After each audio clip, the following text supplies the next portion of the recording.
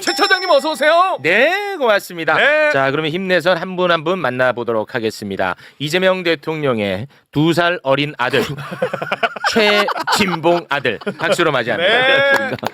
그러니까 이제 저 김준영 의원님이 3살 제가 3살 차이 난다고 그렇게 말씀을 하시더라고요. 이재명 대통령이랑요. 네, 그렇게 위안이 되십니까? 예, 알겠습니다. 위안이 됩니다. 네. 3살 정도는 차이가 나야 아들이라고 할 수 있지 않을까 그런 생각이 들고요. 실제 그 대면에도 아빠 이렇게 해요? 아니요, 그거 무슨 말씀이세요? 그렇긴 말이 돼요 그게? 아버지? 이 사람 아니 그 실제로 대면하면은 호칭을 어떻게 해요? 솔직히. 지금 대통령님 이러죠. 아 만난 적 있어요? 대면한 적 있어? 아니 없어요. 아. 없어요.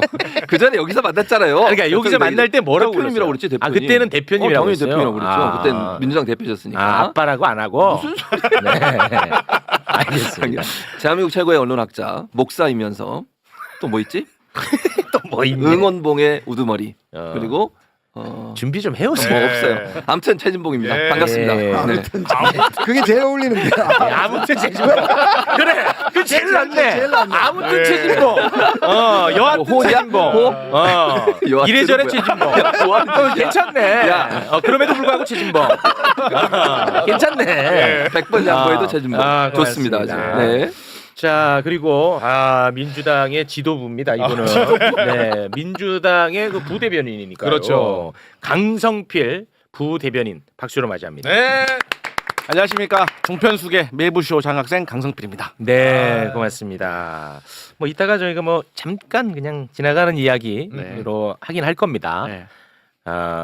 민주당 어떻게 좀 괜찮죠? 아 너무 좋죠. 너무 진짜. 좋죠. 네, 지금 대통령 해외 순방 가셔서 성과 네. 내고 계시고 당내도 이렇게 평화로울 수가 없습니다. 네. 네. 아주 잘 돌아갑니다. 종편에 가서 네. 해외 순방 이야기를 좀 많이 해주세요. 맞아요. 아 그럼요. 당연히 해야죠. 그게 그 준비되어 있어요? 아니, 컨텐츠로? 아니 안 한다니까. 아니요. 됐습니다. 아니 그러니까 강성필은 돼 있는데 방송국 안 차원에서 한다니까 그거를 잘. 근데 이제 좀 이번에 또 이 사법부에서 잘못된 판단으로 인해 가지고 그러니까 패스트트랙 관련된 국민의 응원들을 이게 거의 사면하다시피 한 거 아니겠습니까? 그렇습니다. 근데 이런 것에 대한 이제 정치 어떤 논쟁이 또 펼쳐지고 있기 때문에 네. 약간 소외되지만 그거 간간히 계속해서 안 물어봐도 그건 대답을 하고 있어요. 해야 돼. 해야 패스트트랙 얘기하면서 계속 네. 굉장히 패스트트랙 하면서 이거 굉장히 빠르게 이번에 이집트로 갔죠. 그런 식으로 쑥쑥 늘어 말이야. 그냥. 알았지? 제가 늘 매부쇼에서 쑥쑥 하는 넣어. 거죠. 매부쇼에서 하는 거 있잖아요. 예. 이해 연관 안 돼도 그냥 쓱 쑥 얘기해버려. 넣어버려. 네. 넣어버립니다. 하지만 우리 매불쇼는 첫 코너로 또 바로 네. 해외 순방 이야기 준비를 했습니다. 네. 외교 이슈에 있어서만큼은 대한민국 최고의 권위자입니다. 김준영 의원 박수로 맞이합니다. 네, 안녕하십니까. 이번 주 세 번째입니다. 그런가요? 지금 이제 순방 이라서 특수해요. 한 주니까. 네. 네. 반갑습니다. 어쨌든. 대단히. 어쨌든 아무튼 어쨌든. 고맙습니다. 네. 진짜 중요하고요. 또. 중요하고. 네. 그럼요. 근데 진짜 매일같이 제가 느낍니다만 정말 뭐 내가 많은 것도 없지만 와 너무 내가 상상한 것보다 외교를 너무 잘하는 맞아요. 근데 그것을 나만 그렇게 평가하는 것이 아니고 여론조사 결과가 그렇게 바로 보여줍니다. 예, 지금 순방 기간에 또 여론조사 결과가 나왔는데 네. 뭐 하나 소개 좀 네, 해주시죠. 한국갤럽이 지난 18일부터 20일 동안 1,000명을 대상으로 여론조사를 했는데요. 대통령의 직무수행 잘하고 있다가 60%가 됐습니다. 이게 한 주 만에 다시 회복을 했고요. 회복했군요. 그리고 잘못하고 있다는 30%가 나왔습니다. 그래서 네. 지난주에 약간 이제 떨어졌는데 다시 회복을 해서 상승세를 타고 있는 상황이고 정당도 민주당이 43% 지지율이 국민의힘 24% 이렇게 나왔습니다. 근데 뭐 이런 말하면 좀 뭐 신뢰받는 언론이 사이로서 좀 부적절한데 최욱과 이재명 너무 좀 저평가돼 있는 것 같아. 거기 최욱이 왜 쓰? 아니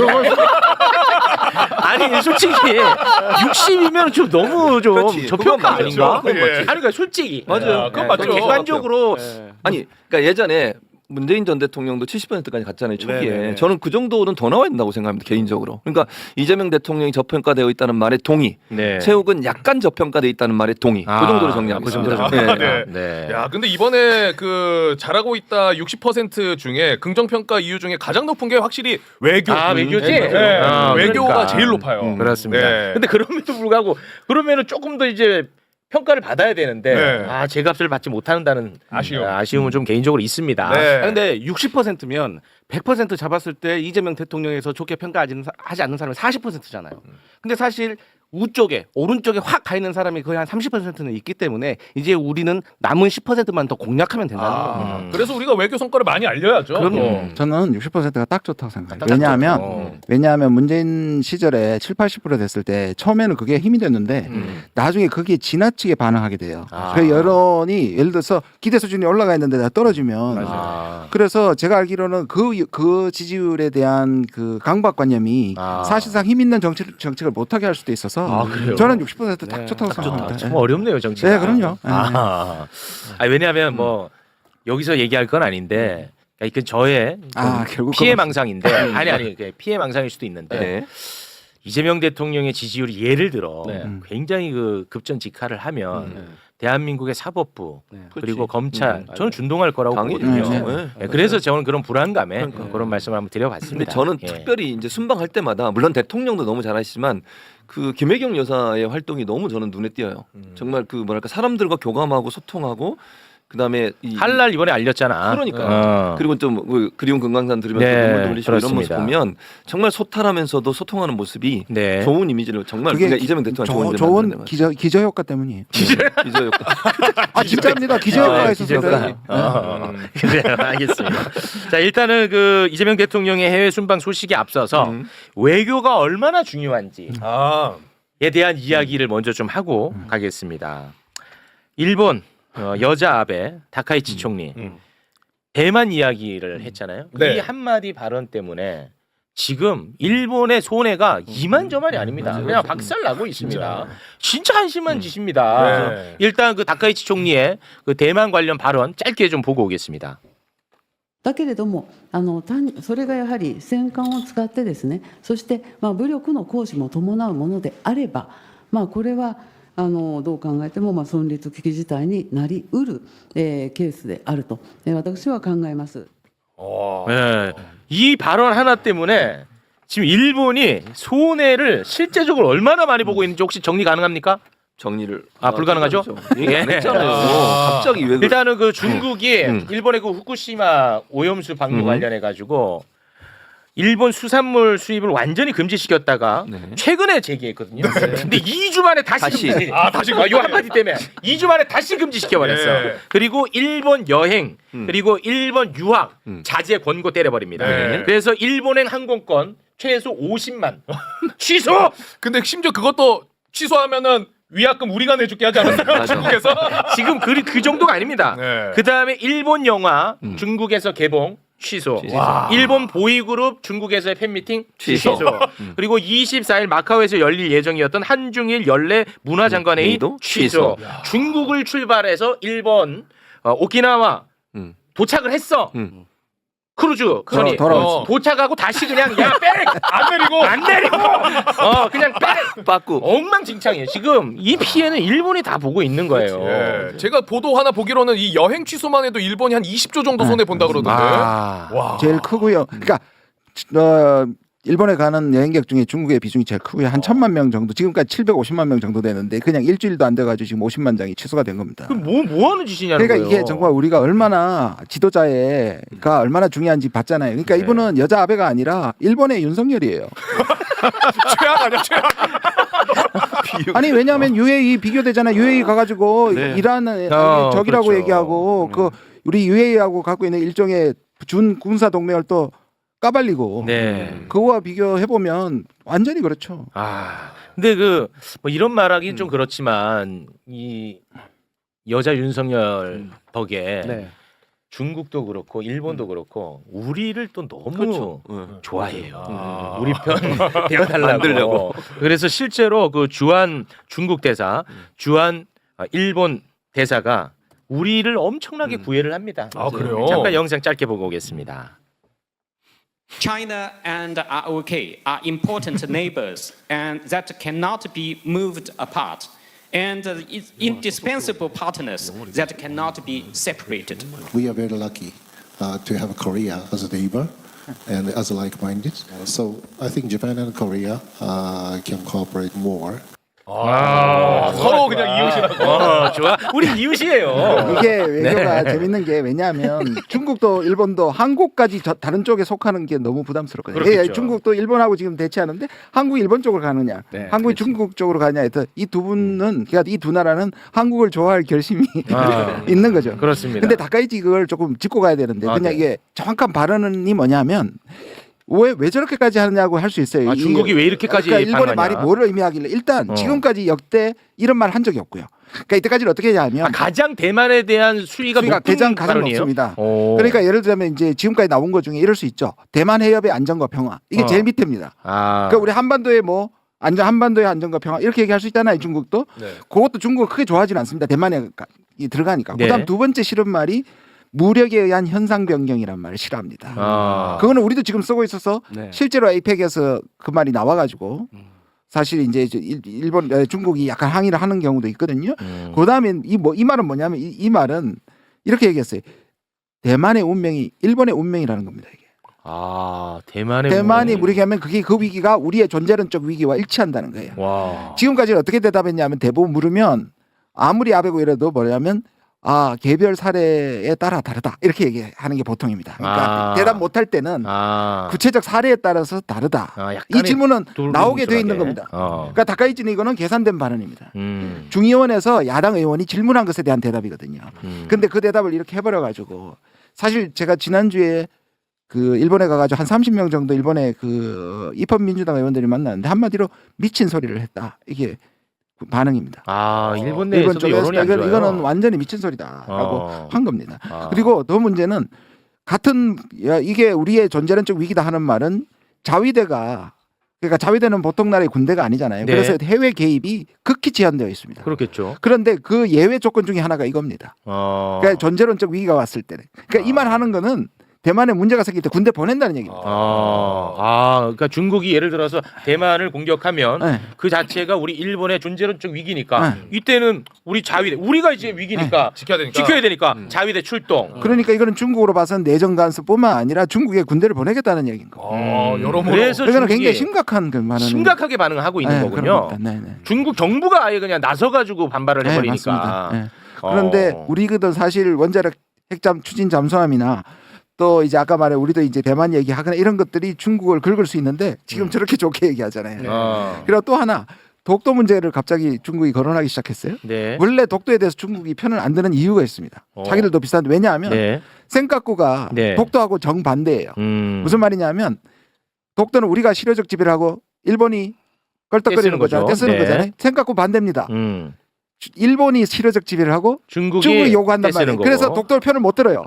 독도 편 들면 자기 논리가 깨지니까. 근데 그 얘기까지 지금 하고 있는 거예요. 독도는 한국 거라고. 한국 거라고. 야.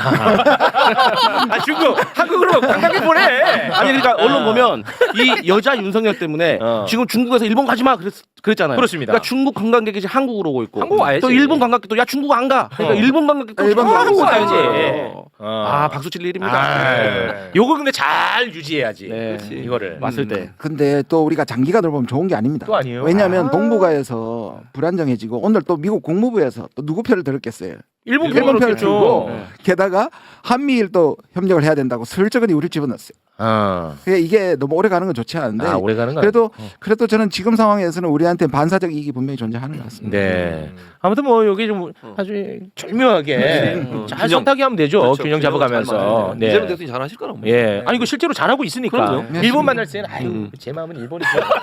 중국 만날 때 아우 중국 아시네 그래.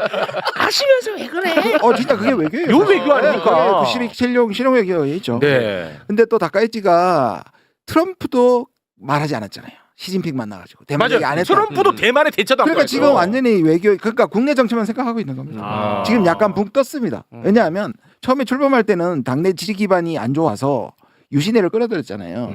그런데 지금은 갑자기 여성 총리가 70-80% 지지율이 오르니까 지금 약간 붕 떠가지고 완전 외교적 엄청난 실현을 한 겁니다. 네. 이게 얼마나 이게 바보 같은 짓이냐는 거예요. 그렇지. 예. 이게 그래서 이 말 한마디와 이런 외교 진짜 그렇습니다. 예민하고 실리 중요하고. 외교로 가요. 실리 네. 외교. 특히 대통령이나 수상의 말 한마디는요 그 나라의 운명을 좌우하는 거예요. 그러니까요. 그러니까 윤석열 같은 사람이 대통령 할 때 얼마나 우리가 위험에 빠졌습니까? 네. 근데 이재명 대통령이 들어오면서 안정감을 대거하고 있는 거죠. 네. 그래서 제가 꼭 말씀드리고 싶은 게 아마 한번 소개했는데요. 제가 지난 4월에 우리 한국이 대만 유사시에 개입하지 않는 결의안을 제가 내놨거든요. 네. 그러니까 이 시점에 저는 그 결의안이 통과됐으면 좋겠고 실제로 미국 학자들도 뭐라고 얘기하냐면 아이 결의안 하지 마요. 그냥 모른 왜요? 척해 그냥. 하지 말. 그냥 모른 척해요. 지금 일본한테도 하라고 그랬는데 아이 그냥 같이 하면 마. 그냥 좋잖아요. 모른 척해. 이게 미국한테도 좋지 않은 게 뭐냐면 네. 왜냐하면 이제 이게 전쟁이 났다고 칩시다 대만에 그러면 누가 유리하냐를 봐야 돼요. 미국이 절대적으로 불리합니다. 왜냐하면 둘이 붙는다고 해도 핵전쟁 할 건 아니잖아요. 네. 핵전쟁 하면 서로 ICBM을 날릴 텐데 그게 아니라 지금 러우 전쟁처럼 국지전을 할 거 아니에요. 그러면 미국은 너무 먼 거예요. 그래서 실제로 한국, 일본이 들어가도 지금 미국에서 나와 있는 이 대만 전문가들의 편은 일주일 내에 미국에 저기 항공모함 2척이 침몰하고요. 미군이 10,000명 이상 죽는다고 나와요. 딱 일주일 만에. 네. 그러니까 미국한테도 이건 하면 안 되는 거예요, 사실은. 그러니까 근데 뭐 중국이 대만에 무력 침공하면 우리 한국은 거기에 들어가지 않겠다라는 것을 우리 의원님께서는 그 선을 그거는 결의하는 법적 그게 없으니까. 그러니까 하자는 건데 저는 안 하는 게 좋은 것 같아요. 그냥 그럴 때마다 저희는 가정을 전제로 한 질문에는 답하지 않겠습니다. 정치인 이렇게 가는 거야. 많이 들어본 내용 같네. 그러니까 정치인들 발언이야. 정치인 줄 알았네. 가정을 전제로 한 질문에는 답하지 않겠습니다. 채팅에도 그냥 깜빡했다고 해라. 여기에 대한 정답이 있거든. 가정을 전제로 한 질문에는 답변하지 답하지 않겠습니다. 않겠습니다. 네. 이게 정답이 있어. 이걸로 가시죠, 의원님. 좀 그냥 실리 외교로 가요. 미국이 자꾸 끌어넣으려고 하니까. 아니 그때 얘기하라고요. 가정을 전제로 한 질문에 답하지 않겠습니다. 특기가 있으니까. 본전도 못 찾았네. 고맙습니다. 네. 자 지금 계속해서 아까부터 나오고 있는 이야기가 있죠. 윤석열이 UAE에 파병된 아크 부대 그때 방문하지 않았습니까? 근데 이번에도 또 이재명 대통령도 부대원들을 만났거든요. 그렇죠. 요걸 짧게 좀 비교를 한번 하고 가도록 하겠습니다. 일단 2023년 1월 15일 윤석열이 UAE에 파병된 아크 부대를 찾았죠. 네. 거기에서 망언 중에 망언, 실언 중에 실언을 했습니다. 다시 한번 보겠습니다. UAE의 적은 가장 위협적인 국가는 이란이고 우리의 적은 북한입니다. 애는 왜 자꾸 해? 왜 저러는 거야? 쟤? 뭐를 안다고. 근데 이번에 이재명 대통령도 아크 부대는 가지 못하고 부대원들을 만났습니다. 네. 자, 이거 되게 지금 화제가 많이 되고 있거든요. 잠깐 좀 보고 오겠습니다. 제가 오늘 원래 부대를 방문해 보려고 했는데 오면 귀찮다고 오지 말라 그래서 부대 임무들이 얘기하는데 아프다고 오지 말라 그래서 제가 못 가겠습니다. 매우 속상합니다. 10년이나 더 된 장비들을 좀 사용하고 있는데 이런 장비들을 좀 더 개선할 수 있는 방법을 대통령께서 좀 더 고려하셔서 저희들이 지금 국민에 대해서 국가대표로 지금 여기 아크 부대에 와 있는 것처럼 그 장비들도 좀 더 개선이 되면 좋을 것 같다는 생각을 하고 있습니다. 그거 뭐 미사일 바꿔달라 그 말이에요? 복합물 처리반 꼭 필요하겠네요. 우리 차장님 일부러 왔다니까 잘 챙겨보시면 훌륭한 군인 같아요. 확실히 개그 욕심이 조금 있어요. 있어요, 그죠? 근데 그 화웨이 폰도 그거는 조금 살떨리는 개그였고. 예, 이거 어떻게 보십니까? 그러니까 이게 여기 숨겨진 게 또 있어요. 두 가지가 지금 숨겨져 있는데 UAE한테 가서 UAE가 좋을 거라고 생각했잖아요. 아니었어요. 그 당시에 UAE는 이란과 관계 개선 중이었어요. 그 당시에 그 당시에 2013년에 저게 얼마나 지금 상황도 파악 못하고 하는 거예요. 예. 거기다가 지난 시간에 제가 말씀드렸지만 이명박 정부 시절에 거의 UAE와는 준 군사 동맹인데 그걸 사실상 밖으로 밝혀서 다른 중동 국가에게 파장을 일으킨 부분이 또 있고요.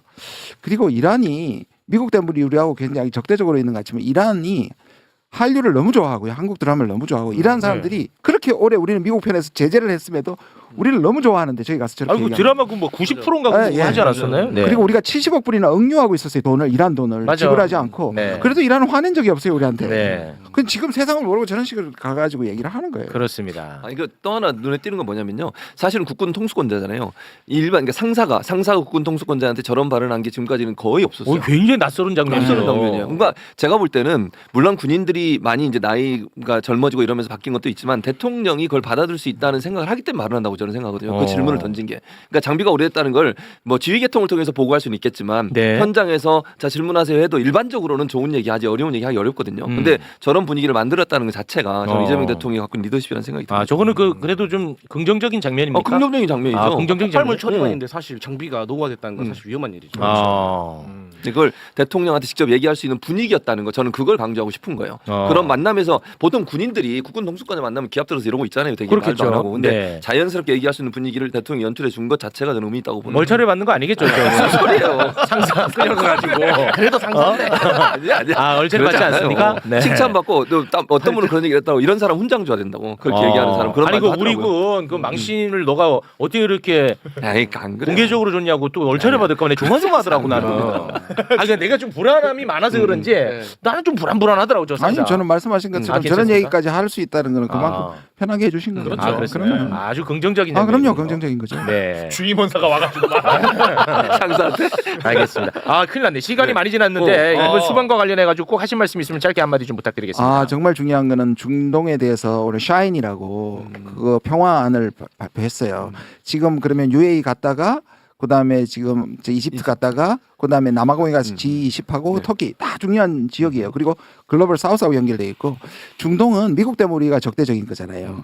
그리고 실제로 태극기 운동하는 사람들이 이스라엘하고 또 연결돼 있잖아요. 네. 그런 데서 우리 이 평화라는 것에서 중동 사람들하고 아랍 사람들하고 연결된다는 건 우리한테는 굉장히 외교적으로 지렛대가 될 수 있고 방산이나 한류뿐만 아니라 이거는 굉장히 의미가 있다고 생각합니다. 예를 들어서 미국이나 일본이나 중국이나 러시아가 평화를 얘기하면 생각이 아무도 안 믿어요.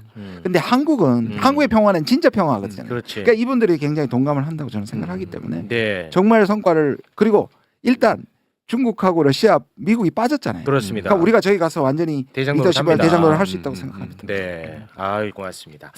자, 그러면 우리 의원님과는 여기서 빠르게 좀 인사를 나누도록 하겠습니다. 지금까지 김준영 의원이었습니다. 대단히 고맙습니다. 고맙습니다. 자, 그러면 지금부터는 조금 이제 스트레스 받는 이야기 좀 해야 될 것 같습니다.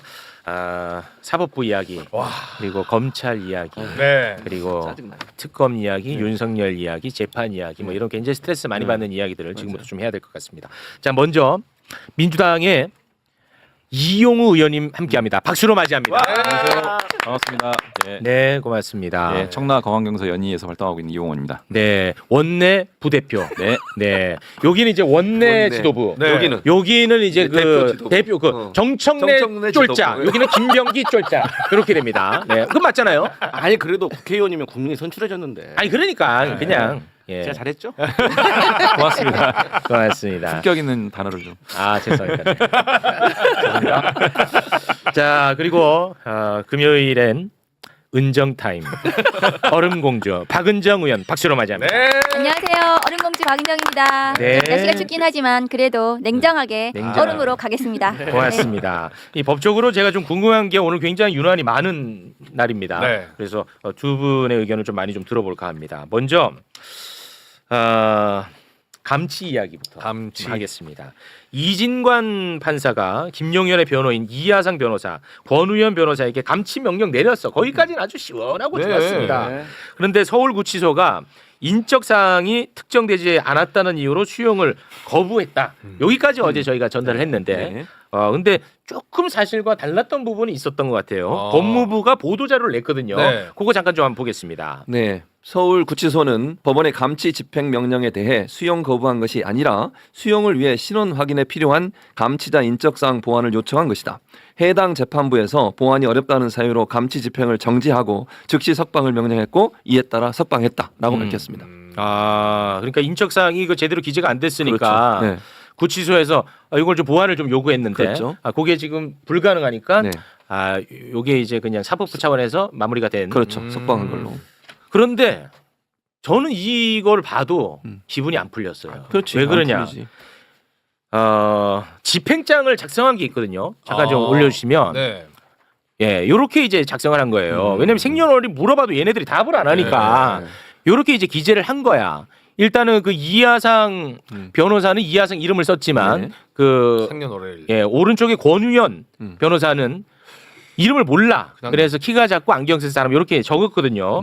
그런데 이게 법적으로 문제가 없어요. 이렇게 해도 왜 문제가 없어? 형사소송법 75조 2항 소개 좀 부탁드립니다. 네. 자, 형사소송법 75조 2항 피고인의 성명이 분명하지 아니한 때에는 인상, 체격, 기타 피고인을 특정할 수 있는 사항으로 피고인을 표시할 수 있다. 이 법에 이렇게 나와 있잖아. 법대로 했잖아. 그러네. 이중간 판사가 법대로 했잖아. 그렇게 한 거죠. 아니, 왜냐면 이름을 모르니까 키가 작고 안경 쓴 사람 특정이 되잖아요. 했잖아. 했는데 왜? 그거 가지고 왜 문제를 삼지 모르. 그리고 직업은 변호사 맞잖아요. 맞잖아. 그 정도 했으면 충분히 감치가 가능하다고 봐요. 그렇지. 저는. 그러니까 이거 감치 안 하다 보니까 얘네들이 또 길이길이 날뛰고 대한민국 사법부를 또 조롱하고 권위를 다 박살을 냅니다. 아, 그래요? 이렇게 이제 본인들은 살아남았잖아. 네. 그러니 유튜브에 나가가지고 대한민국 사법부에 그냥 똥치를 합니다. 잠깐 좀 보겠습니다. 이진관 이놈의 새끼 죽었어 이거. 여러분들 이진관이가 벌벌벌 떠는 걸 보셨어야 돼요. 걔 약한 놈입니다. 그거 진관이 그거 전문용어로 뭣도 아닌 새끼인데 엄청 유색을 떨더라고요. 근데 벌벌벌 떨었습니다. 사탄 마구니 새끼들은 꼭 사람을 갈라놓습니다. 인적 사항을 물어보길래 저희는 일단 얘기 안 했어요. 변호인을 무조건 불러라. 그러니까 그놈이 뭐라 그런지 아세요? 용모대로 지가 쓰겠다는 거예요. 그 맘대로 해라 이놈아. 지가 그랬더니 맘대로 하라고. 맘대로 해라. 이영선 변호사님께서 이제 진술을 안 하시니까 저도 진술을 안 했고요. 그래서 판사한테 내일은 뭐냐고 했더니 뭔데요? 그래서 불법 구금에 대한 책임을 진관이가 져야죠. 그 새끼 그냥 넘어가면 안 됩니다. 그럼 세상에 공짜는 없어요. 지가 했으면 지 대가를 치러야 됩니다. 판사 놈 이진관이 놈한테는 불법 구금, 불법 재판했기 때문에 협조할 수가 없다. 그놈은 반드시 대가를 치러야 된다. 아, 변호사님 고생하셨습니다. 집행불능으로 처리했습니다. 그냥 가시죠. 최고입니다. 와, 기가 차네 진짜로. 저 나온 날 저렇게 한 거예요? 보세요. 이거 원칙대로 안 하니까 또 이꼴 나지 않습니까? 맞아. 아니 어떻게 보셨습니까? 아, 나 진짜 우선은 저 집행장에 나와 있는 내용, 저기 사진이 들어가고 이런 부분들은 특정을 했다고 볼 수 있는 거거든요. 네. 그런데 이제 그게 이제 이적사항이 불명하다, 특정이 되지 않았다 이렇게 서울구치소에서 그 보안 요구를 한 것 자체가 굉장히 이례적이라고 생각이 듭니다. 네. 그러니까 보통은 집행장 작성할 때 이름, 주소, 주민등록번호 이런 걸 다 말해요 스스로. 네. 말을 하니까 집행이 되는 건데 저 변호사들은 특히 이하상 변호사 같은 경우에는 검사 출신입니다. 그런데 저렇게 본인이 거부하니까 더더욱이 법을 위반하는데 거부하니까 더더욱이 또 감치도 안 되는 더 나쁜 상황이 벌어진 거잖아요. 맞습니다. 저거는 그 받아들이기가 어렵고 또 유튜브 나와가지고 저렇게 그 재판장을 향해서 저 모욕적인 발언들은 저것은 변호사 윤리에 명백히 위반되는 거기 때문에 대한변협 차원에서 징계해야 되는 사안입니다. 저 부분은 변호사로서 일을 할 수 없도록 전 징계해야 된다, 강력하게 징계해야 된다고 생각합니다. 네. 아, 진짜 너무 열받네. 진짜 또 보니까 금요일 오후에 저 영상을 봐버려가지고 눈과 귀를 버려버렸는데 이게 지금 감치라고 하는 게 이제 법원 조직법에 근거해서 이제 이루어지는 부분들이고요. 최대 20일까지 가능한데 이제 15일을 감치를 선고를 했어요. 사실은 우리 박은정 의원님 말씀 주신 것처럼 저 정도면 충분히 특정됐다고 볼 수 있습니다. 네. 좀 소극적으로 그 집행을 절차를 좀 밟았던 것 같고. 저는 영상에서 드러난 그 저 내용 가지고 정보통신망법상의 명예훼손이나 모욕으로 수사까지 해야 된다고 봅니다. 너무 심하게 심하잖아요. 얘기를 해놨잖아요. 네. 우리가 보기에도 너무 그래서 심해. 단순 징계를 넘어서서 수사까지 좀 진행을 해서 변호사면은 적어도 그래도 좀 이렇게 참 검사 출신이잖아. 아니 근데 눈과 귀를 버렸습니다. 저 정도면은 권위 중요하게 생각하는 대법 차원에서도 입장이 나와야 되는 거 아니에요? 조희대는 진짜 뚜껑 열면서 나왔어요. 그러니까. 집어던지면서. 아무 말도 안 하네. 아무 말도 안 해. 그래서 나는 자꾸만 의심이 드는 거야. 뭔가가 다 연결돼 있는 거 아닌가. 왜냐면 이 이하상이라는 사람이 그 정광훈 쪽이랑 많이 밀접한 관계가 있고 그다음에 서부지법 폭동 그 폭도들 그 변호인단에 들어갔던 사람 아닙니까? 맞아요. 이 사람이. 그럼 봐봐. 서부지법 폭동의 폭도들의 변호인단에 들어가 있어. 근데 이번에 또 사법부를 또 못 얻겠어. 그러면은 가중처벌, 엄중처벌해야 될 거 아니야. 그렇지.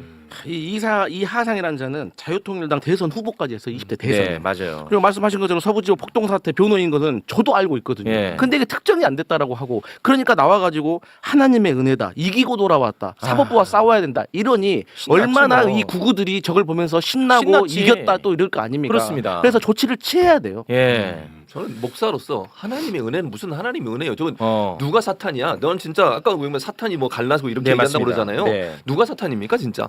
저렇게 법치주의를 무시하고 법을 무시하는 인간들이 사탄인 거예요. 네. 누가 사탄입니까 대체? 그 기도 좀 또 세게 좀 한번 해봐요.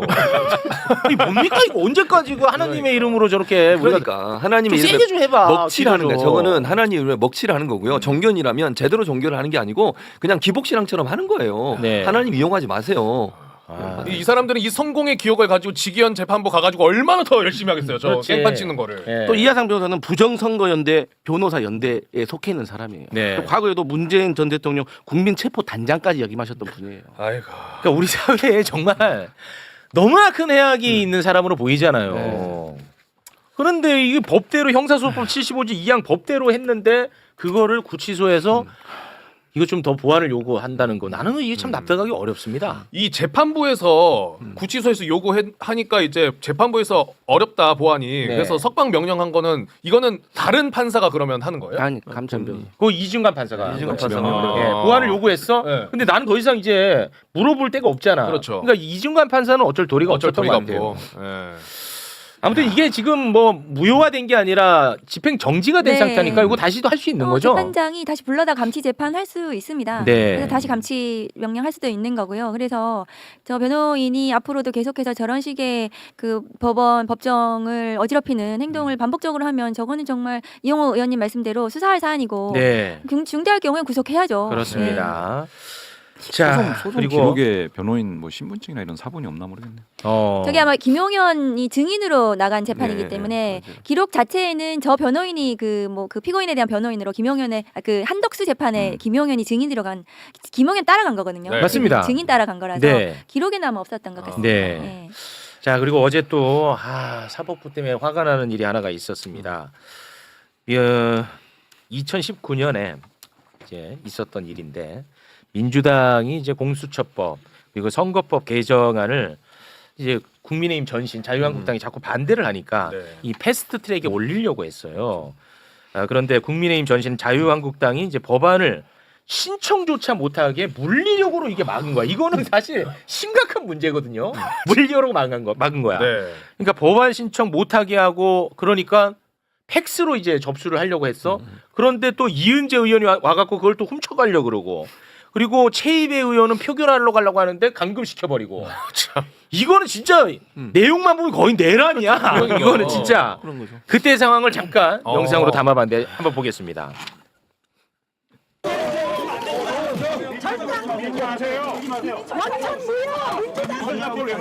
국회를 이렇게 유린하고 의원님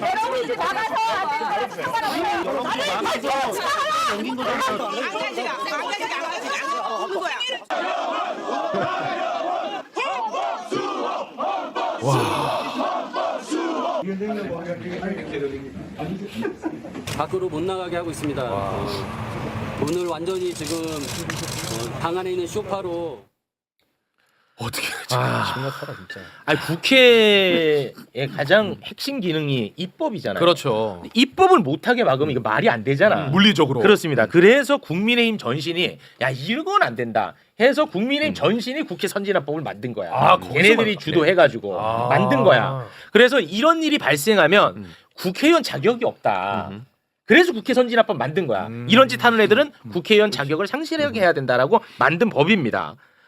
그런데도 불구하고 어제 사법부는 이런 짓 해도 국회의원은 할 수 있지라고 판단한 거야. 근데 어찌됐든 간에 그 의원직 다 유지했거든요. 네. 모두가 다 유지했습니다. 그러면서 양형의 이유로 제시한 게 있는데 네. 이거 보면 진짜 깜짝 놀랍니다. 아니 판사가 이런 식으로 양형을 결정하나 싶어요. 약간 시사평론가 같아. 판사가 네. 소개 좀 일부 부탁드리겠습니다. 피고인들은 쟁점 법안과 이 사건 개선 행위의 문제점을 지적하고 그 부당성을 공론화하려는 정치적 동기로 이 사건 범행에 나아간 것으로 보인다. 이 사건이 발생한 이래 2020년 4월 15일 제21대 국회의원 선거, 2022년 6월 1일 제8회 전국 동시지방선거, 그리고 2024년 4월 10일 제22대 국회의원 선거 등이 이루어졌고 이 과정에서 피고인들에 대한 국민의 정치적 평가는 어느 정도 이루어진 것으로 보인다.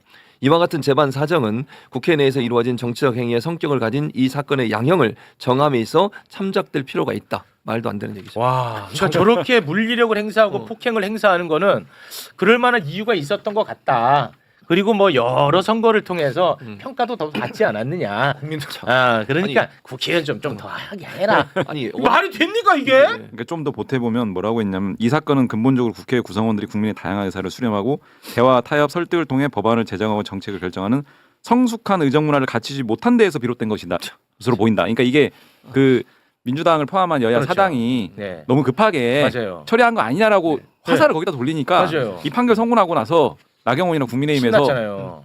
니네들 잘못했다고 인정한 거 아니야 법원이 와, 네. 이렇게 지금 쌍수들 나오고 있는 거고요. 네. 와. 이게 이후 정치적 선거를 통해 정치적 평가를 받았다고 하는데 뒤집어서 봐야 되는 겁니다. 이렇게 오랫동안 지연된 재판을 하니까 이 사람들이 계속 선거에 나와가지고 국회의원을 계속 해먹은 거예요. 맞습니다. 그거를 국민들의 정치적 평가를 받았으니까 긍정적인 양형을 낮추는 요인으로 지금 요소로 예. 기재를 해놨다는 것은 맞아요. 정반대해야 되는데 예. 정말 황당한. 와. 그러니까 제가 봤을 때 이 판결의 양형과 판시 내용이 작정하고 그냥 하나의 답정너식으로 정치적으로 방향을 한 거 정해놓고 같네. 예. 특히 뭐냐면요 특수가 들어간 그 범죄들이 몇 가지 있거든요.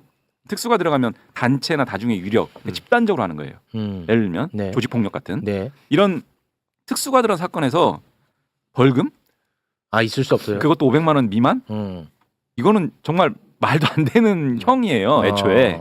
근데 지금 보면 그 국회법 위반 그 이렇게 집단적으로 폭력 행사해가지고 그 의정활동 방해한 부분 네. 다 500만 원 미만이지 않습니까? 네. 그렇습니다. 그러니까 국회의원직 유지하고 피선거권 박탈 안 하고 네. 하는 결론에 맞춘 네. 논리전개 아닌가라는 의심을 지울 수가 없습니다. 이것은 반드시 항소 가가지고 바로 잡아야 돼요. 네. 이 사건이 윤석열 총장 시절에 기소한 사건이거든요. 2020년 1월 20일 정도예요.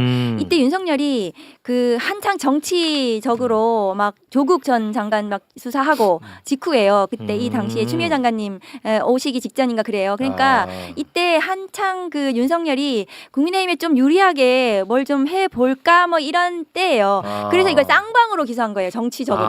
사실은 이건 민주당 국회의원들은 정당 행위입니다. 왜냐하면은 국회를 무력으로 입법 행위를 방해하는 국민의힘에 저항해서 민주당에서 어쨌든 이 법안을 접수시키려고 했던 당연히 행위이기 접수시켜야죠. 때문에 예. 그것은 기소해서는 안 되는 사안이에요. 근데 이걸 쌍방으로 기소한 게 윤석열이에요. 그리고 나경원 의원이 여기에 주동자입니다. 가장 네. 구형이 높아요. 그렇습니다. 보시면은. 그런데 이게 모든 사건의 기준을 양형 지금 이용 의원님 말씀하셨다시피 특수가 들어가면은 벌금이 안 나와요.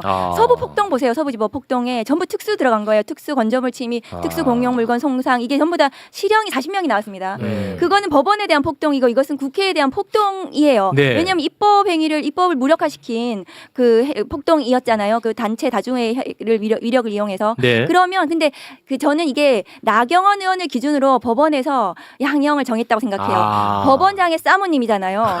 그러니까 법원장의 사모님을 어떻게든 의원직을 박탈시키는 양형을 선고할 수 없는 거예요. 법원 차원에서. 그런 것 같아. 그러니까 제일 주동자를 벌금을 해버리니까 그 밑에가 전부 다 벌금으로 들어갔고. 그러니까요. 그리고 또 하나는 법원에서 지금 사법개혁이 지금 국회에서 진행이 되니까 사법개혁에 저항하기 위해서 우리 나경원 등 국민의힘 지켜야 돼. 국민의힘 지킴이로 법원이 전락했다고 저는 생각합니다. 그러니까 민주당과 싸워줘. 당신들이 국회의원직 유지하고. 저는 그런 의미의 판결이고 이런 봐주기 판결 특히나 이 특수공무집행 방해 국회 선진화법 위반한 그 국회법 위반 이것은 굉장히 중대한 형이 선고돼야 된다라고 생각을 합니다. 잘못된 그러니까 판결입니다. 이게 예를 들어서 사법개혁 관련해 가지고 법안을 민주당이 이제 추진을 해.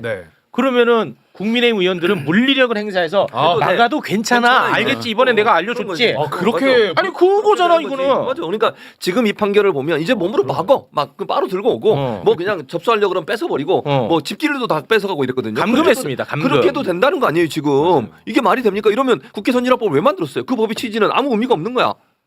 사실 최악의 설레죠. 이 법안이 제가 국회 처음 들어간 게 2009년도거든요. 그때 이 방송법, 신문법 때문에 여야가 엄청 충돌을 했어요. 그때 수백 명의 보좌 직원하고 의원들하고 피 흘리고 뼈가 부러질 정도로. 그때부터 이제 문제가 제기돼가지고 우리가 국민들 앞에서 말로는 싸워도 정말 몸으로는 싸우지 말자. 그렇지. 그래가지고 이게 우여곡절 끝에 합의가 돼서 통과가 된 거거든요. 네. 근데 그때 당시에도 제가 현장에 있었거든요. 본청에. 그때 기자들도 너무 격렬해가지고 다칠까봐 빠져나온 그 정도로 치열했단 말이에요. 네. 그런데 이런 상황에 대해서 사실 재판에 들어가고 기소되고 재판 붙으면 없었으니까 그 이후로는 사실 처벌받을까봐 국회의원들이 사실 이런 몸싸움은 거의 없어졌어요. 그런데 어제 판결로 인해 가지고 말씀하셨던 것처럼 싸워도 된다는 거예요. 그렇기 때문에 저는 이번에 상징적으로 나경원 정도는 날렸어야 돼요. 그래야지 다시는 야 정말 싸우니까 몸싸움하니까 큰일 나는구나 하고 경종을 울린 건데 법안의 취지가 그거예요. 맞습니다. 아니, 사법부 취지가 뭔데 이게 무슨 국민의 평가가 끝났다는 그 평가를 왜 본인이 하냐. 그건 정치권에서 우리 같은 사람들이 하는 거거든요. 그렇지. 그리고 본인들은 그냥 증거에 의해서 유죄인지 무죄인지 판결하고 따라서 양형에 따라서 처벌하면 되는 거거든요. 그렇지. 근데 이런 것을 보고 2019년 때 의석과 지금 2025년 지금의 의석이 비슷해요. 그렇기 때문에 또 이런 일이 일어날 거고 그때 당시에도 19년도도 완전히 작전을 짜가지고 너는 어디 가고 너는 어디 가고 이렇게 작전 짜가지고 왔거든요. 네. 이건 또 일어날 거예요 이제. 아니 진짜 나 깜짝 놀랐다니까 양형 이유. 나는 무슨 뭐 조갑제가 있는 글인 줄 알았어. 그러니까 양형 이유가 진짜 너무 정치적이잖아. 아무런 합리성이 없는 네. 것들을 나열을 해놨고요. 그러다 보니까 이제 나경원이 민주당의 의회 독재를 막기 위한 저지선이 인정되었다. 막 이런 국민의힘도 비슷한 취지의 발언들을 하고 그리고 또 이해가 안 되는 게 6년 걸린 재판. 그러니까 이게 지금 보니까 20년 1월에 기소가 되는데 첫 재판이 20년 9월에 열립니다. 그리고 1년에 한 6회에서 10회 정도만 공판이 이루어져요. 그래서 이렇게까지 장기화됐는데 보도자료 첫 번째 내용이 그 비판이 나올까봐 이러이런 이유 때문에 재판이 좀 오래 걸렸습니다라는 거를 장황하게 설명해놨어요. 네. 증인신문 전혀 뭐 설득이 안 블라블라블라 써놨어요. 설득이 안 돼. 전혀 이해가 안 되죠. 네. 그러면 자 봐봐. 지금 이 이슈를 다룰 거면 재판부의 판단을 우리가 어떻게 받아들일 것인가 이런 얘기를 해야 될 거 아니야. 그렇죠. 대한민국 국익을 위해서라면 공익을 위해서라면 그런데 지금 이거 다 어떻게 뭘 다루고 있냐. 자 이제 한번 좀 구경 한번 해볼까. 이제 검찰이 항소 포기 하나하나 지켜보자 이제. 요런 이제 조롱으로 지금 가고 이것만 이렇게 다루지 언론에서. 나는 정말 어처구니 없더라고. 바로 이제 이거와 관련해 가지고 대장동 항소 포기로 바로 매들리 시작됩니다. 그렇지. 지금 계속 어제부터 시작하고 있어요. 이미. 맞아요. 그래서 깔때기죠. 네. 이 사안은 이거야말로 이제 그 검찰의 그 항소 기준에 따르면은 형종이 바뀌었거든요. 그러니까 그 징역형을 구형했는데 벌금이 나왔잖아요. 이것은 항소해야 되는 사안입니다. 이 건은 그러니까 대장동 사건은 항소해도 되고 안 해도 되는 재량하에 있는 사건이고 이 사건은 항소를 해야 되는 사건이에요. 그런데 마치 이것도 항소 포기하는 게 맞지 않나? 대장동 포기했는데 이렇게 언론 플레이를 하고 그 지금 나경원 의원도 그런 취지로 지금 보고 있는 거예요, 이 사건을. 나경원은 항소 포기해 주길 바라겠지. 그러니까 지금 이 사건과 그 사건을 같이 보시면 안 돼요. 그러니까 다른 사안입니다. 구형보다 2분의 1 이상 나왔으면 뭐 그럴 수 있다고 좀 형종이 바뀌었다. 그러니까 이런 표현은 당연히 해야 돼. 빌려 쓰겠습니다. 형종이 바뀌었다. 이런 좀 빌려 쓰겠습니다. 안 하면 검찰이 국민의힘을 봐주려고 하는 거지. 그렇게 봐야 돼요. 그렇습니다. 그런데 검사장이 몇 명이나 사표 내는지 봐야지. 그렇지. 근데 이걸 갖고 오히려 민주당을 조롱하더라니까 언론은. 아니 다른 문제인데 민주당 이거는 그러면 항소 포기해야 되겠지? 맞지? 빨리 너네 항소 포기하라고 얘기해. 지금 이러고 조롱하고 있어 이거를. 그러니까 이런 식으로 교묘하게 말장난으로 진실을 자꾸 호도합니다. 그러니까요. 맞아요. 그럼 대법 확정까지 12년 남았나요? 26년이면? 요거 만약에 이제 항소하면은 이제 좀 빠르게 진행되지 않을까 싶긴 한데. 한 3년? 근데 문제는 뭐 1심보다는 점점 더 줄어들까봐 걱정되는 거죠. 항소하더라도. 조희대가 대법원장을 하고 있는 한 이게 정말 바뀔까 하는 생각이 드니까 항소에도 어떻게 변화할지 지켜봐야 돼요. 사실. 근데 1심이 너무 그러니까.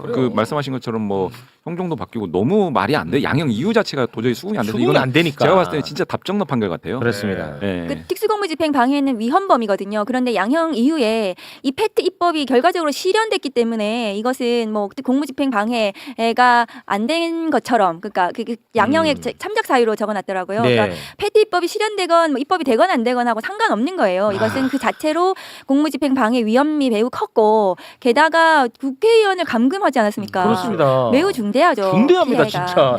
이보다 중대한 게 뭐가 있어? 그렇죠. 우리 당의 지지자들은 이재명 대통령과 관련된 재판은 14만 페이지를 이틀 만에 보더니 너희들은 뭐 동영 증거수 2,000개를 고작 6년 만에 보냐. 또 여기서도 국민들의 선거 2번, 총선 2번, 지방선거 한 번을 통해 국민적인 평가가 끝났다고 했는데 그렇게 따진다고 하면 이재명 대통령도 21대 대통령 선거 낙선자입니다. 국민의 평가가 끝났습니다. 맞습니다. 앞뒤가 안 맞는 거예요. 그렇죠. 그리고 지금 판결문에서 민주당을 좀 마치 원인을 그쪽으로 넘기는 듯한 판시가 있어가지고 그 부분에 대해서 좀 한 가지만 말씀드려야 되는데 당시에 얘기를 했던 법안이 이제 공직선거법상의 연동형 비례대표제 도입하고요. 공수처 설치법, 검경수사권 조정 이런 내용들이었어요. 정개특위, 사개특위에서. 네. 당연히 해야 되고 반드시 필요한 사항이었어요. 근데 이제 이 논의를 너무 짧게 하고 졸속적으로 일방적으로 한 거 아니냐라는 건데 법안 처리가 아니고 팩트 지정이었습니다. 그렇습니다. 네. 지정하면은 그때부터 굉장히- 수기하는 거예요. 네, 수기하면 예. 되는데 맞아요. 이런 거 다 빼고 마치 원인을 제공한 것처럼 이렇게 판시를 해놓은 것 자체는 심각합니다. 사실과도 다르고 정말 무슨 정치 의도를 가지고 쓴 것처럼 읽혀 보여요. 네, 알겠습니다. 저희가 좀 다룰 게 많다 보니까 네. 빠르게 좀 넘어가도록 하겠습니다. 지기현 이야기 또 잠깐 해볼 텐데요. 공수처가 지기현의 룸살롱 접대 의혹에 대해서 드디어 이제 수사를 시작을 했습니다. 지기현 룸살롱 사진 오랜만에 한번 좀 보고 갈까요? 야, 이거 본 것도 몇 달 된 거야, 진짜. 근데 공수처가 지기현에 대한 첫 압수수색에 나섰어요. 네. 공수처에 대한 압수수색에 나섰고요. 공수처에 대한 압수수색이 아니라 네. 공수처가 지기현에 대한 압수수색에 나섰습니다. 네. 그래서 영장을 받아 집행한 건 이번이 처음인 거고요. 예. 그래서 이제 택시 어플리케이션. 네. 네. 그 내역을 이제 좀 들여다보는 것 같고. 그렇습니다. 그리고 카드 내역에 대해서도 영장 청구를 했거든. 네. 아, 근데 그건 기각됐어. 아니 그건 왜 그러냐고. 그건 기각됐어. 근데 아주 엄청난 또 새로운 소식이 전해졌습니다. 오. 예. 저 해당 업소 주인을 네. 소환해서 조사를 했거든. 네. 그런데 이 사람이 그전과 다른 이야기를 하나 했어. 그동안에 이거 170만 원을 변호사가 계산했다고 그랬거든. 네, 맞아요. 170만 원. 그래가지고 지기현이는 이건 뭐 청탁금지법에 해당도 안 된다. 이건 뭐 100만 원 이상이어야 되니까 두 당. 그러니까 지기현은 자꾸 뭐라고 하지 말라고 끝내려고 했어. 그런데 해당 업주가 뭐라고 이야기를 했냐? 한번 볼까요? 당시 술값이 300만 원 넘었다. 100만 원 넘었네. 100만 원 넘었어. 이렇게 얘기를 했다는 거야.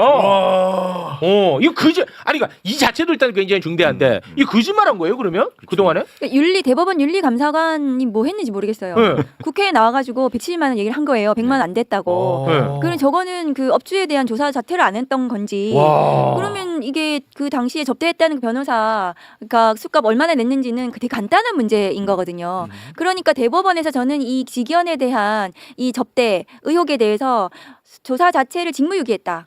똑바로 안 했다. 저는 그 책임을 물어야 된다고 물어야 생각하고요. 돼. 그리고 지금 공수처 그동안 뭐 똑바로 안 하네, 너무 뭐 부실하네 이렇게 했는데 그래도 네. 이 사건을 저렇게 압수할 수 있는 거는 공수처이기 때문에 한 맞습니다. 거예요. 네. 그래서 이게 청탁금지법이거든요. 네. 100만 원 이상이면. 그런데 청탁금지법 위반은 공수처의 수사 대상의 범위에 들어가지 않습니다. 판사들의 그 죄명은. 그래서 지금 현재 왜 이렇게 좁혀놨어요? 그러니까요. 그래서 판검사들의 모든 범죄에 대해서 수사하고 기사할 수 있도록 공수처법을 네. 개정하는 안이 지금 법사위에 와 있거든요. 그래서 그래요? 그걸 빨리 통과시켜가지고 네. 공수처에서 이 뇌물이나 청탁금지법 뇌물만 수사할 수 있거든요. 그래서 이 부분을 한꺼번에 같이 수사할 수 있어야 된다고 생각합니다. 네.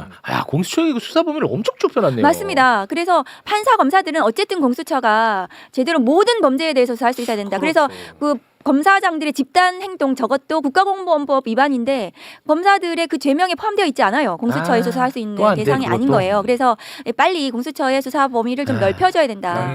그런 입장입니다. 네.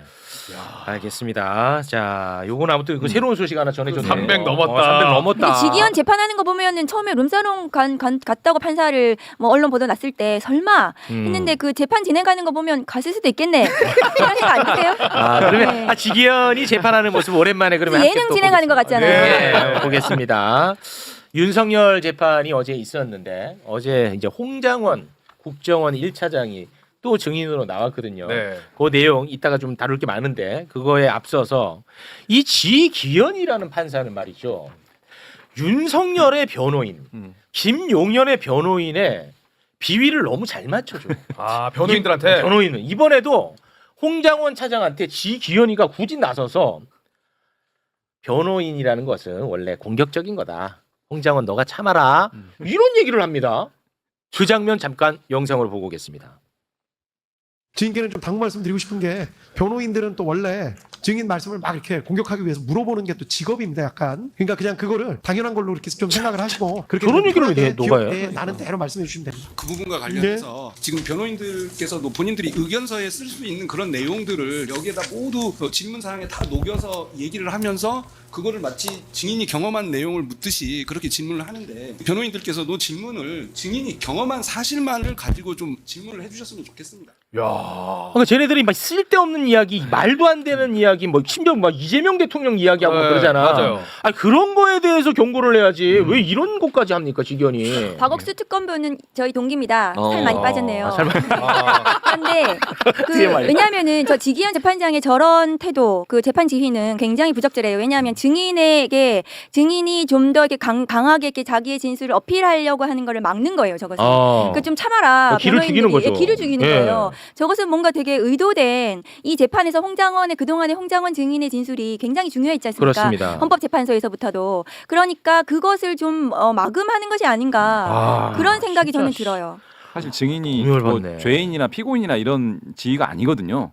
오히려 저런 방식으로 변호인이 신문을 하면은 변호인한테 경고를 해야 됩니다. 증인에 대해서 이렇게 인신 공격성 그 신문 방식은 좀 지양해 달라 이렇게 해야 되는 정반대로 지금 가고 있는 거에 대해서는 뭐 참. 네. 저 박옥수 특검부 얘기하는 게 뭐냐 하면은요. 그 저희가 검사대에서 계속해서 훈련 받는 게 뭐냐면 사실을 물어라. 생각을 묻지 말라는 거거든요. 그러니까 근데 혹시 지금 그 변호인들이 계속해서 생각을 묻는 거예요. 그때 경험한 사실을 물어야 되는데 생각이 아니지 않나? 네. 어떻게 그게 뭐 체포를 대통령이 설마 그렇게 지시했겠어? 그렇게 생각하지 않았어? 이런 생각을 물으면 안 된다는 겁니다. 또 취했냐고 물어보고 막. 맞습니다. 술 취한 거 가지고 계속 또 몰고 가고요. 자, 그러면 지금부터는 윤석열 홍장원 1차장에 대한 이야기를 좀 나눠보겠습니다. 윤석열은요, 확실히 상대가 강하게 나오잖아. 꼼짝 못합니다. 아, 그래요? 진짜 꼼짝을 못해요. 어제 윤석열의 재판에 홍장원 국정원 1차장이 나왔는데 윤석열이 그 말도 안 되는 막 거짓말을 엄청나게 많이 합니다. 그럴 때마다 홍장원 차장이 팩트로 그냥 박살내요. 그러면은 윤석열의 여기까지는 다 그런 식이야. 지금부터 뭐 다 그런 식인데 첫 번째 여러분께 소개해드릴 장면은요. 잠깐 일단 설명을 하고 보여드리겠습니다. 윤석열이가 진짜 나쁜 놈인 게 12월 3일 계엄의 밤에 홍장원한테 전화해가지고 야 이따가 여인형한테 체포 명단 받아가지고 싹 다 잡아들여. 이렇게 얘기한 거잖아. 전화해가지고. 근데 그것에 대해서 윤석열이는 그동안에 뭐라고 이야기를 해왔냐면. 당시에 이제 조태용 국정원장이 미국에 간 줄 알아가지고 이제 1차장한테 전화를 했다는 거야. 그래서 이제 국정원장이 없으니까 그동안에 열심히 하라고 격려 전화를 했다. 이게 거짓말이에요. 그렇죠. 그런데 심지어 우리가 이제 나중에 알게 됐지만 9시 그날 12월 3일 9시에 조태용이를 만났잖아. 윤석열이가. 맞아요. 그러니까 정말로 말도 안 되는 거짓말이었던 거야. 근데 이게 헌재에서 들통났거든요. 이거를 또 힘으로 붙입니다. 이번에? 예. 그러니까 이제 홍장원이 요거 박살 냅니다. 네. 함께 보시죠. 국정원장이 지난주에 저 미국 간다는 생각이 나가지고 그래서 일 잘 마치고 오세요 하고 전화를 이제 끊고 이제 국정원장이 국내에 없기 때문에 1차장한테 했는데 계엄 관련 임무 지시라고 한다면은 원장한테 내가 그 얘기를 하지 않았겠을까요? 그러면 저한테 전화하시기 전에 만났던 국정원장에게 저하고 똑같은 임무 지시를 하신 겁니까? 자, 질문하세요. 9시에 만났거든. 조태용이를 호출해갖고 만났단 말이야. 그때 얘기했냐 이거지. 그럼 그때 얘기했겠네? 질문하시죠, 여러분들. 나는 잠깐 누워있겠습니다. 잠깐 피곤하네. 저 친구 예리하네. 그래, 이번 판은 내가 졌다. 진짜 윤석열이 이거 어쩜 이래요. 원래 윤석열 캐릭터가 굉장히 비굴한 캐릭터예요. 근데 제가 그 헌법재판소에서 저 장면을 똑같이 봤잖아요. 두 사람이 똑같이 저 부분을 얘기하는 걸 봤는데 제가 생각할 때 윤석열은 홍장원 차장한테는 못 이기겠다. 네. 두 사람의 포즈가 달라요. 포즈 자체가. 네, 자 그리고 윤석열이 홍장원 차장에 전화해서 여인형 체포 명단 싹 따봐줘 뭐 했잖아. 네. 그런데 진짜 윤석열은 이게 사실이면 이건 뭐 그냥 최소 무기징역 아닙니까? 네. 그럼 이럴 때는 어떤 카드를 꺼낼까요? 그동안에 항상 윤석이 해왔던 방식이 있죠. 그래, 여인형한테 떠넘기자. 여인형한테 떠넘깁니다. 네가 가라. 그런데 그마저도 홍장원은 용서치 않습니다. 요거 통쾌하거든요. 네. 함께 해보시죠. 대통령도 뭐 다 아시잖아. 검사 생활 오래 한 거. 근데 다시 한번 생각해 보면 야 이게 대통령이 지시해서 위치 추적 같은 거를 하게끔 한다는 게 곰곰이 생각해 보면 좀 어색하고 좀 이상하지 않았냐는 걸 묻는 거예요. 그냥. 생각을 묻는 거예요. 지시하지도 않았는데 네. 일개 군의 삼성 장군인 밤쪽사령관이 이재명 야당 대표, 우원식 국회의장, 한동훈 여당 대표를 체포 구금해서 방첩사 구금시설에 구금하고 심문하겠다고 하는 거는 방첩사령관 혼자 생각이란 말씀이십니까? 그게 요즘이다. 그 요즘인데 예. 여인경 방첩사령관도 증인한테 이런 실시간 위치 추적 부탁하는 거 보니까 이 친구 이거 좀 이상하네 들었으면 피고인 부하에게 피고인. 책임을 전가하시는 건 아니죠? 아니 그 얘기는 아니지만 피고인 부하한테 책임 전가하는 거 아니시죠? 아니 그게 아니고 아이고 여러분들끼리 얘기하세요. 이번 판도 졌다. 저거를 사실 지기현 부장판사가 해야 되는데 그러니까. 정말 홍장원 하고 증인 있어. 대단하네요. 진짜 멋있네. 지기현은 그냥 뭐 배고프세요? 뭐 좀 쉬었다 가지고 밥 먹까지 이런 얘기 하고 있는데. 이게 진짜- 촌철살인 같아. 근데 너무 쓰레기 아닙니까 솔직히 그러니까. 윤석열. 너무 부하에게 명백한 책임- 거짓말 그리고 책임 떠넘기기. 책임 전가. 야 정말. 근데 통쾌하긴 하네요 진짜. 통쾌합니다. 촌철살인. 네. 피고인이라고 칭을 하더라고. 그러니까. 난 그게 좋았어요. 네. 피고인. 네. 부하한테 법정 떠넘기나요? 안에서는 공식 명칭 피고인이에요. 예. 그 본인이 아니 그 얘기하는 게 아니고 그게 요즘이다. 아 그게 요즘은 맞는 거야. 뭔 소리를 하는 거야? 고분고분해. 상대가 세면 고분고분합니다. 예. 윤석열이 요렇게 달아줘야 돼. 맞아요. 세게 달아야 돼. 그렇습니다. 자 그리고 체포 명단에 국회의원 이름이 들어가 있으면 이 역시 윤석열은 최소 무기징역입니다. 그렇죠. 네. 그러면 윤석열은 이거를 어떻게 해야 될까? 이게 좀 애매하거든. 윤석열 누군가한테 떠넘겨야 되거든. 누구한테 넘길 수가 있지? 간첩한테 떠넘기자. 에이 모르겠다. 간첩한테 떠넘기자. 함께 보시죠. 싹 다 잡아들이라고 한 것은 반국가 단체였다라고 말씀하신 거지 않습니까? 아니 본인이 반국가 단체 나는 그때 예, 반국가 간첩이라고 하셨습니까? 그럼요. 간첩을 단체 잡아들이. 아니 나는 누굴 잡아들이라고 하신 겁니까? 내 그 계엄 선포 담화문을 보고 네.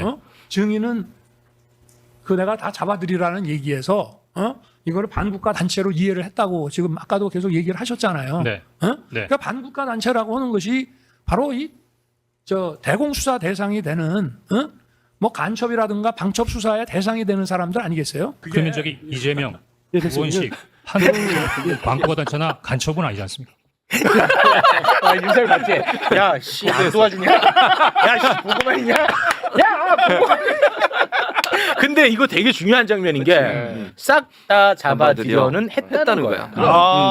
야, 이건 인정했네. 중요합니다. 예. 네. 지금 저 모양새가요. 와. 지금 그 반대 신문을 하는 피고인하고 증인하고 이제 위치가 역전된 것 같아. 아. 홍장원 증인이 피고인 상대로 신문하는 그런 그렇습니다. 느낌에서 물어보면서. 그래서 지기현이 못 적어줬어. 아니 이건 저쪽 변호사들이 세게 할까봐 내가 그렇게 얘기했는데 완전 역전됐어. 아니 근데 저는 걱정되는 거 하나 얘기해도 돼요? 아 좋아요. 지금 우리 최 차장님이 얘기하신 것처럼 이거는 그 말은 했다라는 거야라는 이야기 하셨잖아요. 그렇습니다. 근데 지기현은 이걸 못 알아듣고 있을까봐 혹시나 했다는 거네 이런 게 아니라 저 점심시간 몇 시간 뭐 이러고 있을까봐 혹여나. 아 그럴까? 재판장이 이걸 알아먹어야. 아니 근데 이거는 누가 봐도 그냥 이거 인정한 거잖아요. 그냥 안 들려 이러고 있을 수도 있어요. 이게 걱정되는. 아 요거는 나는 거의 이제 자백으로 봤거든요. 자백이지 요거는. 사실은. 그러니까 네. 싹 다 잡아들이라는 했는데 그 대상이 본인이 이제 간첩이었다 이렇게 얘기한 거잖아. 그런데 실제로 메모가 이게 홍장원 차장한테만 간 게 아니잖아요. 네. 경찰청장한테도 갔고 다른 그렇습니다. 사람한테도 갔어요. 세 다 명한테 갔어요. 갔어요. 네. 그 여인형 그 핸드폰에도 나와 네, 있고. 복수로 확인이 그러니까 됩니다. 이건 부인할 수 없어요. 증인신문 내용 바탕으로 특검에서 지금 최욱 앵커께서 말씀하신 그런 내용 짚어가지고 위헌서 담을 겁니다. 그리고 피고인이 뭐라고 하건 이 사건은 사실관계 확정이 되는 맞습니다. 사안이어서 네. 큰 문제는 없죠. 네. 자 그리고 인성 쓰레기 윤석열 모습 또 한번 잠깐 보겠습니다. 또 있어요? 예. 여기 마지막 장면이에요. 아, 그래요? 예, 윤석열 대 홍장원의 마지막 작품이거든요. 근데 마지막 이제 워낙 당한 게 많잖아. 지금. 계속 당했잖아. 그러니까 윤석열이 네. 회심의 카드 딱 꺼냅니다. 근데 그 카드가 진짜 졸렬해. 너가 지금 이렇게 폭로하는 거 내가 너 잘라서 그런 거지? 너 안 잘렸으면 이러지 않았을 거잖아. 나도 섭섭해서 이러는 거야? 마지막 카드로 딱 꺼냅니다. 함께 보시죠. 어쨌든 6일부터 이제 뭐 국회 가서 또 민주당 의원들하고도 만나고 뭐 휴대폰도 찍게도 하고 뭐 이렇게 한단 말이야. 근데 증인이 만약에 해임되지 않고 네. 1차장 자리에 그대로 있었다면 네. 그래도 이렇게 했을 거로 생각이 됩니다. 그 15일 6일날 정보위원장부터 전화가 왔는데 그럼 정보위원장한테 거짓말하거나 숨겨야 됐다라는 말씀이십니까? 뭐 답변 안 하셔도 좋습니다. 네. 근데 만약에 12월 5일 오후에 해임 통보를 안 받았다면 그 국정원 저 비화폰도 막 이렇게 오픈시키고 막 이렇게 했을 것 같습니까? 이는? 방금 대답 안 해도 된다고 하셨는데 그냥 대답 안 하고 가는 게 나을 것 같은데 제가 드리시고 싶은 말이 있긴 합니다. 예. 이상입니다. 이상입니다. 혹시 할까봐 마음 편할까봐 이상입니다. 정리합니다. 있을 정리해.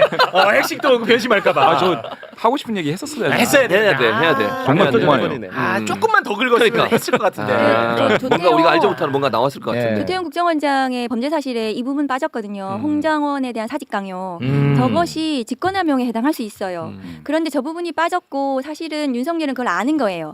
자기가 홍장원을 저렇게 해임시킨 게 뭐 문제가 될 수 있다는 것을 알아요. 그래서 저는 나중에라도 저 부분이 전 추가 기소가 돼야 된다. 홍장원 1차장이 법리 그 원칙에 따라서 일을 했는데 그 사직을 시킨 거잖아요. 저 부분 문제가 됩니다. 알겠습니다. 통쾌하네요 어쨌든. 네? 통쾌하다고요. 통쾌합니다. 아까 이하상 변호사 그거에서 이제 눈기 버렸는데 네. 저걸로 좀 기분 좋죠. 네. 자, 그래서 이제 조금 어려운 질문 들어갑니다. 자, 지금까지는 뭐 같이 웃고 떠드는 것 같은데요.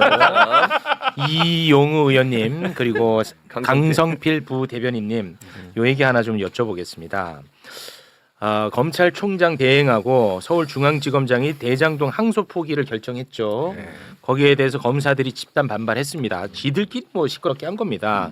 근데 여기에 대해서 이제 민주당 법사위원들이 검사장 반발한 검사장 18명을 국가공무원법 위반으로 고발을 했어요. 그런데 이것에 대해서 김병기 원내대표가 공개적으로 불편한 심기를 드러냈습니다. 뭐라고 이야기를 했냐? 그렇게 그 민감한 것은 정교하고 일사불란하게 해야 된다. 협의를 좀 해야 됐다. 뒷감당은 거기서 알아서 해라. 이런 식으로 굉장히 불쾌감을 적나라하게 드러냈습니다. 그래서 언론이 신났어. 이것만 다뤄 지금. 아무것도 안 다뤄. 이것만 다뤄. 이겨. 그러니까 여기에 대해서 또 김용민 의원은 충분히 사전에 이야기를 나누었다.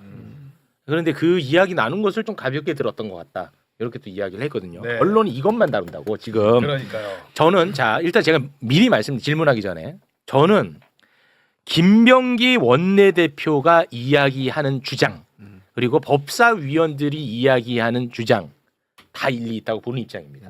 저는 양쪽이 다 일리가 있어요. 왜냐하면 김병기 원내대표는 이런 거 중요한 일은 함께 좀 치밀하게 전략을 세워서 해야 되고 그리고 지금 현재 이재명 대통령이 해외 순방 중이니까 그 이슈가 묻히지 않게 요거는 이제 귀국한 다음에 좀 했어야 된다. 이런 거예요. 말이 맞아 안 맞아? 이게 합리적이 아니야. 합리적이잖아. 이게 합리적이야. 그리고 법사위원들은 충분히 우리 이야기 나눴고 이거 지금 상황이 너무 시급하지 않느냐. 얘네들 준동을 빨리 정리를 해야 된다라는 입장. 이게 합리적이 아니야. 합리적이잖아. 내가 문제 삼고 싶은 것은 양쪽 다 가능한 주장인데 이런 것들을 좀 물밑에서 좀 이야기를 해서 조율하면 안 되냐는 거예요. 옛날부터 맨날 이 얘기하잖아 내가. 두 분 나와주세요. 네. 먼저. 일단 이제 그런 것 같아요. 이제 지도부 나름대로의 입장이 있는 거고 법사위원들은 또 법사위원들의 나름대로 입장이 있을 거 아니겠습니까? 근데 당내에서 사실 검사장들 징계해야 된다. 또 뭐 고발해야 된다. 이런 컨센서스는 다 있습니다. 다만 시기의 차이가 있는 거거든요. 근데 이제 여론조사를 보면 사실 대장동 항소 포기와 관련해 가지고 부정적인 여론이 더 큽니다. 그렇기 때문에 이와 관련해 가지고 법사위원들로서는 또 여기에 대해서 우리가 대응을 해줘야 되는 필요성을 느꼈을 거예요. 그렇기 때문에 지도부를 설득하려고 했을 겁니다. 근데 이제 지도부 입장에서는 또 서 있는 곳이 다르기 때문에 대통령 해외 순방 중에 나름대로의 고충이 있었을 거라고 생각하고 맞습니다. 그렇기 때문에 나름의 각자의 역할을 했을 거라고 생각합니다. 아니 그렇게 하는 바람에 지금 이게 언론에서 이것만 얘기하는 건 내가 과장하는 건 아니잖아요. 네, 맞습니다. 이것만 다루잖아요. 이게 얼마나 바보 같냐는 거예요, 저는. 특히 종편 나가시면은 많이 다룰 거예요. 그러면 이제 또 그런 건 있죠. 사실 우리가 그러면 이제 이번에 하고 이번 주에 하면은 애들이 국민의힘이 공격하고 뭐 다음 주에 하면 공격 안 할 것 같습니까? 언제든 해야 될 일은 또 해야 되고 언제든지 어떤 이유로든지 간에 공격할 겁니다. 맞습니다. 그렇기 때문에 저는 또 나름대로의 그 법사위원들은 판단을 해가지고 할 일을 했다라고 생각하는 것 같아요. 소신껏. 아니, 이게 지금 최 의원께서 얘기한 그 내용 그대로인데요. 사실은 내용을 다 발언을 다 들여다 보면 그냥 그 정도 수준이었어요. 근데 딱딱 뽑아가지고 그렇게 이제 쌈 붙이듯이 카피를 뽑아가지고 이제 해결안 내보내고 이런 것들이 좀 문제다라는 생각이 한편으로 들고요. 그건 아시잖아. 그러니까 이런 거를 최소화하자는 거지. 아시잖아. 에이그 의원님도 건덕지도 없지. 의원님도 참 그래. 알잖아 이렇게 하는 거. 그러니까 아니 왜 그 예를 들어서 김병기 원내대표가 나는 화날 수 있다고 보는 입장이거든요. 그러면은 다 만날 수 있잖아요.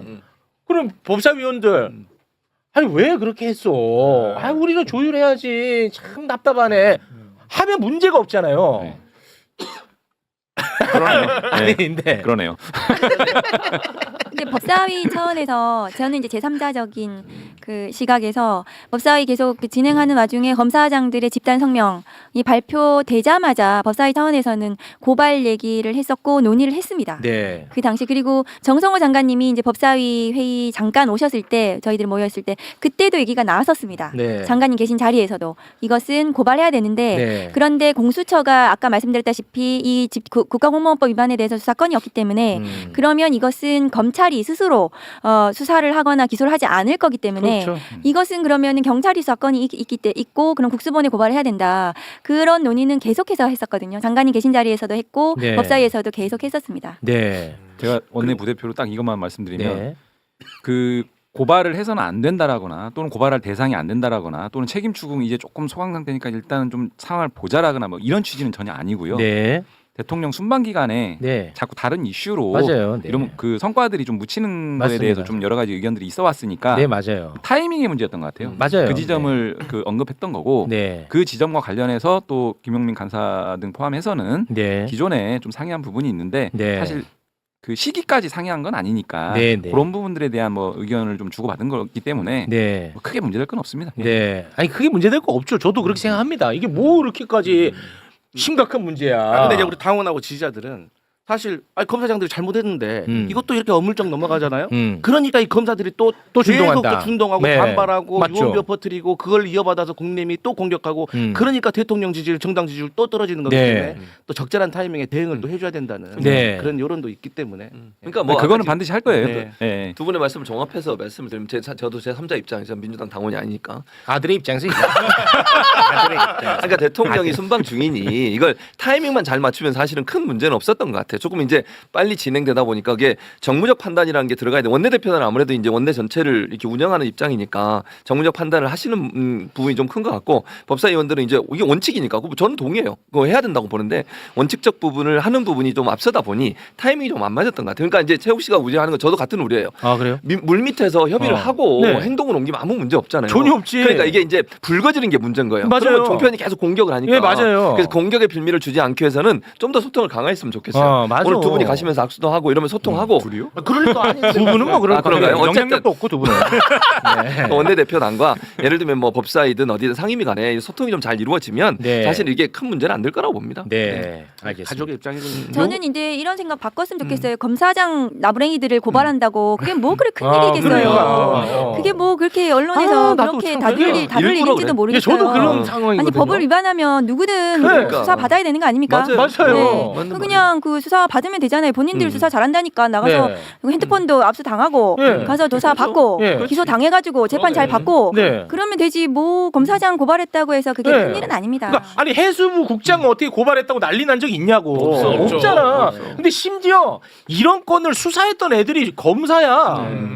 그러면은 더 별일 아닌 거지 이거는. 그렇지. 맞아. 난 정말 이해를 할 수가 없어요. 오늘 또 그 박철우 서울 신임 중앙지검장 이 출근길에 기자들이 뭐 또 항소 포기 관련해 갖고 막 묻는데 기자들이 또 이 박철우 중앙지검장에 대해서는 또 엄청 날카롭게 많이 물어보더라고. 아 그래요? 와 날카롭대. 그 장면을 좀 잠깐 한번 보고 우리 또 검사 출신님께 한번 의견을 좀 여쭤보고 싶습니다. 네. 함께 좀 보겠습니다. 항소 포기 사태 당사자가 지검장에 구임하는 만큼 내부에서도 반발 목소리가 있는 게 사실인데요. 좀 조직 안정화 위해서 어떤 노력을 하실 예정이신지요? 그 검찰 구성원들께서 반발하는 점은 저도 충분히 이해합니다. 저는 조직 안정화에 최선을 다하기 위해서 다양한 의견을 많이 듣고 존중하겠습니다. 그 이제 여당에서는 반발 검사들 이번에 반발한 검사들 징계하겠다는 이제 주장도 펼치고 있는 것 같은데 이에 대해서 좀 어떤 입장이신지 설명 좀 해주시면 감사하겠습니다. 다시 한번 말씀드리지만 이 반발한다는 그 어떤 검찰 구성원의 어떤 생각과 정서 저는 충분히 이해하고 공감하고 있습니다. 정치권에서도 널리 좀 이해해 주셨으면 하는 게 제 검찰 구성원들의 그 반발을 이해한다고는 하시지만 사실 지금 항소포기관에서는 정확한 입장을 말씀 안 해주고 계시거든요. 좀 어떤 입장이신지 다시 한번 여쭤봅니다. 저에 대해서 정확하지 않은 내용이 퍼져 있다는 점만 말씀드리고 싶습니다. 어떤 게 정확하지 않은가요?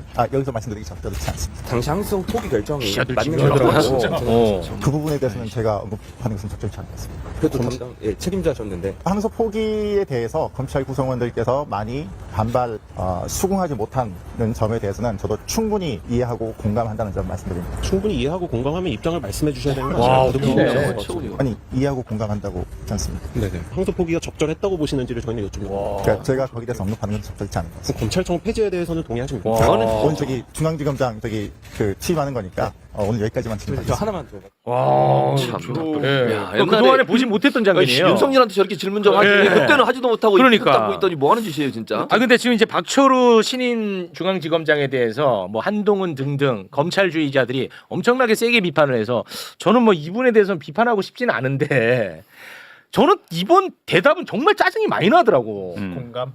아니 왜 이해해줘야 돼? 집단 반발하는 검사들을. 아니 그리고 왜 지가 나서가지고 정치권들도 이해해야 된다고 왜 본인이 캠페인을 해? 아니 내가 지금 이런 말하면 나는 욕 먹겠지.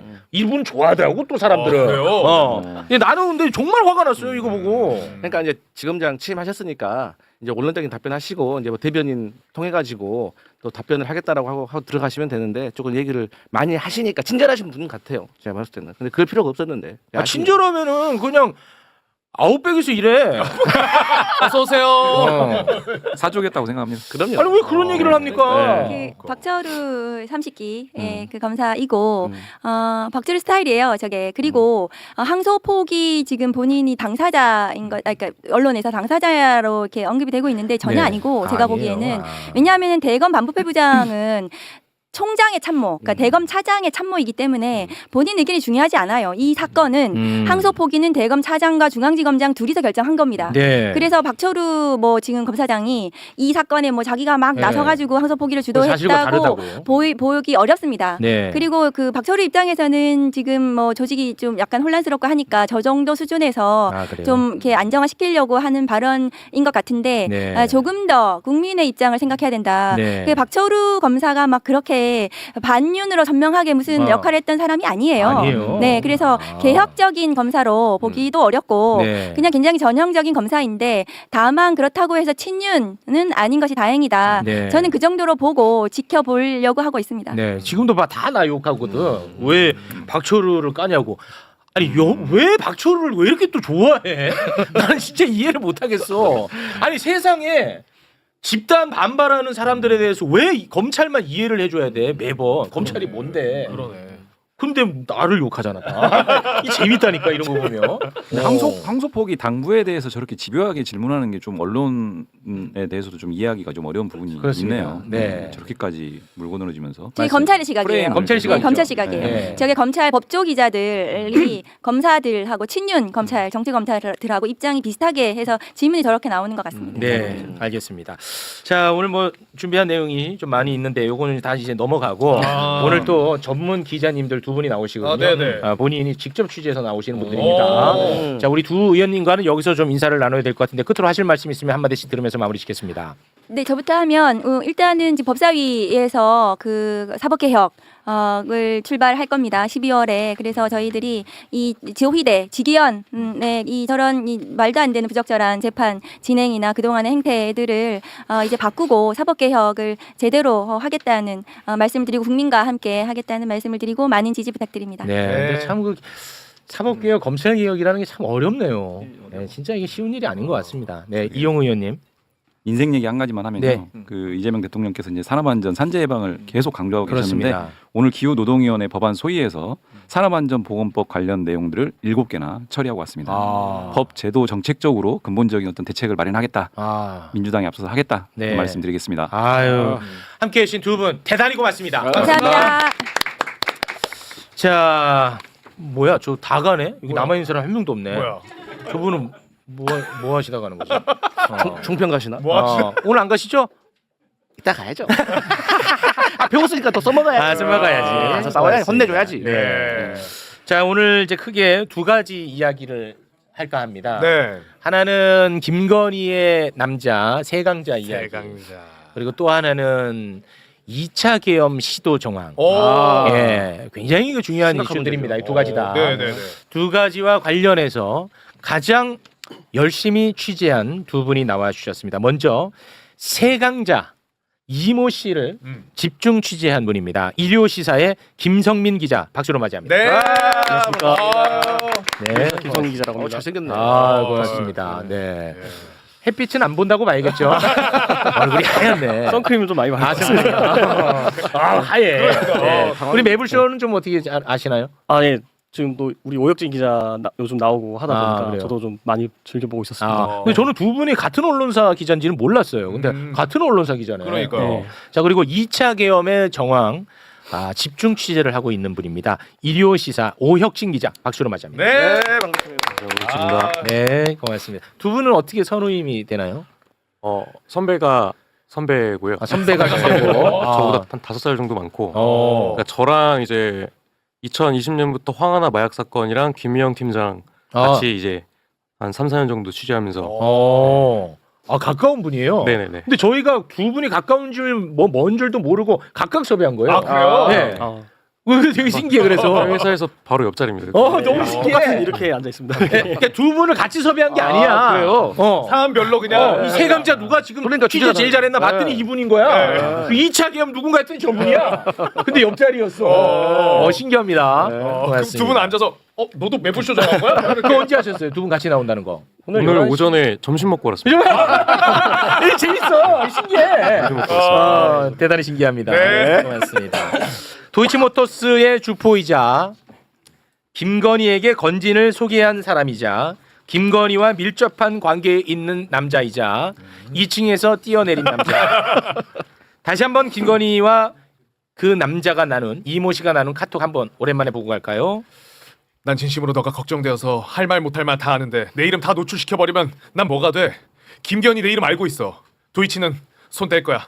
내가 더 비밀 지키고 싶은 사람이야. 오히려. 네. 이런 대화를 주고받았다. 10월 17일 김건희 특검이 압수수색에 나서자 건물 2층에서 56세의 남자가 뛰어내려서 도주를 합니다. 그렇죠. 그런데 경찰에 의해서 검거가 됐습니다. 네. 충주시 소재 휴게소 인근에서 이 검거가 됐습니다. 자, 관련해서 어떤 소식을 갖고 오셨습니까? 어저께 제가 경찰에 확인을 해봤을 때는 일단 내부 정보원이 있었고 이준수 씨 측근으로부터 이 정보를 받아서 위치 정보를 파악하고 검거가 됐다고 합니다. 근데 좀 이상한 점은 이준수 씨가 그 도주했을 때 아는 지인을 찾아갔다고 하더라고요. 도주하자마자 바로 갔던 데가 지인의 집이에요? 네, 지인을 찾아갔는데 그 지인이 그 김건희 씨에 대해서 굉장히 많이 알고 있는 분으로 저는 들었고 찾아간 지인이? 네. 그 지인분이 강남에서 아지트 같은 걸 운영하시는 분이래요. 그러니까 소위 말해서 그 돈이 좀 있는 사람들과 정관계 인사를 소개시켜주는 그런 사업 이야기를 나누는. 거기서 낮에는 커피도 마시고 밤에는 술도 마시고. 근데 제가 들은 내용이지만은 거기서 예전에 그 양모 검사와 김건희 씨가 알게 됐다. 그런 이야기도 있더라고요. 이 아지트에서 네. 굉장히 그 자기들끼리는 중요한 커뮤니티네. 네. 그런 소문이 있고 그다음에 이제 지금 제가 주포라는 개념에 대해서 뭐 오늘까지도 좀 지금 정리를 좀 해봤는데 사실 주포는 좀 액수가 크게 계속 여러 차례 주가 조작을 행하는 분들을 주포라고 하더라고요. 네. 이준수는 사실 주포까지는 아니다. 뭐 그런 그러니까 시장에서는 소위 말해 아이스크림으로 통한대요. 녹아버린대요 그냥. 네. 자꾸 이렇게 뭐만 하면 실패하는 사람으로도 알려져 있고. 그래요? 소문은 그렇다고 하더라고요. 그래서 뭐 주포 정도의 금액은 아닌데 한 초기 1단계에 주가 조작을 하고 이제 어느 정도 일정 수익을 먹으면 바로 빠지는. 네. 근데 이제 큰 손까지는 아니고 약간의 뭐 잔발이네요. 네. 그래서 실제로 주포는 이제 양모 씨라고 예전에 그 웰바이오텍 주가 조작 사건. 그 지금 이준수 씨하고 어떻게 보면 공범으로 예전에 3R 주가 조작 사건의 공범으로 지목된 사람이었고 그 양 씨 같은 경우가 진짜 주포라고 하더라고요. 도이치에. 네. 도이치는 아니고, 도이치는 아니고 업계에서 실제 주포. 그분은 한 1, 2, 3차를 계속 이렇게 주가 조작을 하는 분으로. 그 사람 이번에 구속 일차 기각되지 않았어요? 기각된. 네. 핵심인데 기각됐네. 그래서 기각됐네. 손실도 많이 봤다는 소문도 있고. 네. 그래서 그 주포를 굳이 나누면 이제 양 씨가 주포고 이준수 씨는 1단계에서 먹고 빠지는 잔발이 그 정도로 해석되고 있습니다. 네. 그 김건희 씨와의 관계는 왜 이 사람 카톡만 나오면은 그렇게 헛구역질을 하는지 고개 숙이고 이게 뭐 나중에 논란이 될 수도 있지만 제가 파악한 바로는 좀 굉장히 밀접한 관계는 맞다. 그건 맞군요. 네, 뭐 단정지어서 내연 관계다 이렇게 딱 집어서 말하기는 어렵지만 좀 과하게 밀접한 관계는 맞는 것 같다라는 이야기인데 오히려 일을 키우시네요. 일을 조금씩 키우고 있습니다. 이 씨가 이 지난 14일에 본인의 그 세강자 이준수라는 블로그에 해명글을 올렸습니다. 도주 하고 있는 상황이었어요? 지난주였죠. 네. 도주 이후 검거 전에. 네. 그래서 지금 제가 이 글을 공유를 했었거든요. 네. 근데 이제 내용을 어느 정도만 그냥 요점을 정리하면 네네네. 이제 본인의 입장문에 따르면 나는 여론몰이에 일방적으로 희생되고 있다. 이 압수수색 당시 상황부터 이제 제3 주포 논란 이런 것들은 나는 사실 좀 억울하다. 그런 이야기들을 계속 하더라고요. 좀 네. 글이 좀 길더라고요. 길이 엄청 길어. 근데 여기 보니까 당시 압수수색 때 뭐 특검 7명과 경찰 2명이 참여해서 2시간 동안 진행이 됐는데 나는 성실하게 응했다. 뭐 15년 전 사건과 무관한 내 지인의 정보들까지 다 가져가려 했다. 뭐 사돈의 8촌까지도 다 털렸다. 뭐 이런 식으로 얘기를 하면서 굉장히 억울하게 뭐 수사를 당했다 이런 식으로 이야기를 하는데 여기 글에 보면 화장실 천장까지 뜯어갔다면서 막 억울했다 자기는. 그거 왜 도망가냐고. 그래. 알겠는데 왜 도망갔어? 그렇게 억울하고 깨끗한 사람이면 대답해. 왜 도망갔냐고. 내가 그걸 왜 들어줘야 돼 지금. 여기서 얘기한 거는 순간적인 충동으로 일단 벗어나기로 결심하고 피신했다. 아니 그 순간 충동이면 다음 달 나와야지. 왜 한 달 동안 도망갔냐고. 대답해. 그런 얘기 들어줄 시간 없으니까. 안 맞잖아. 그러면서 본인은 이제 주포가 아니다라는 해명을 여기서 이제 시작하는데 네. 뭐 자기가 예전에는 300억씩 거래하던 진짜 트레이더였는데 그 사건 때는 한 수천만 원 정도만 거래하던 사람이기 때문에 자기는 주포라고 할 수 없다. 스스로 이제 자꾸 그렇게. 그러니까 알았으니까 왜 도망갔냐고. 그 얘기를 특검 가서 하면 됐잖아. 왜 도망갔어? 그 제가 이제 그 측근에게 들은 얘기인데 그 이준수 씨의 친척이 직접 통화로 지금 준수 씨 어디 갔냐라고 물어보니까 그 측근이 잘 지금 도망 다니고 있는데 아무래도 지금 잘못 특검에 출석하게 되면은 좀 잘못된 진술로 인해서 일이 커질까봐 피하는 것 같더라. 뭐 그런 이야기를 하더라고요. 잘못된 진술로 일이 커진다는 것은 김건희에 대한 그렇게 딱 김건희 씨를 지목하진 않았는데 그건 아니고요. 좀 말을 아끼고 싶어 하더라 이렇게만 들었습니다. 그러니까 뭔가 감추고 싶은 김건희와의 이야기가 많이 갖고 있는 것 같아. 그 부분은 묻겠습니까? 네, 그 부분은 아직 확실하진 않습니다. 오늘 출연이 조금 이르지 않았나 하는 생각이 좀 듭니다. 고맙습니다.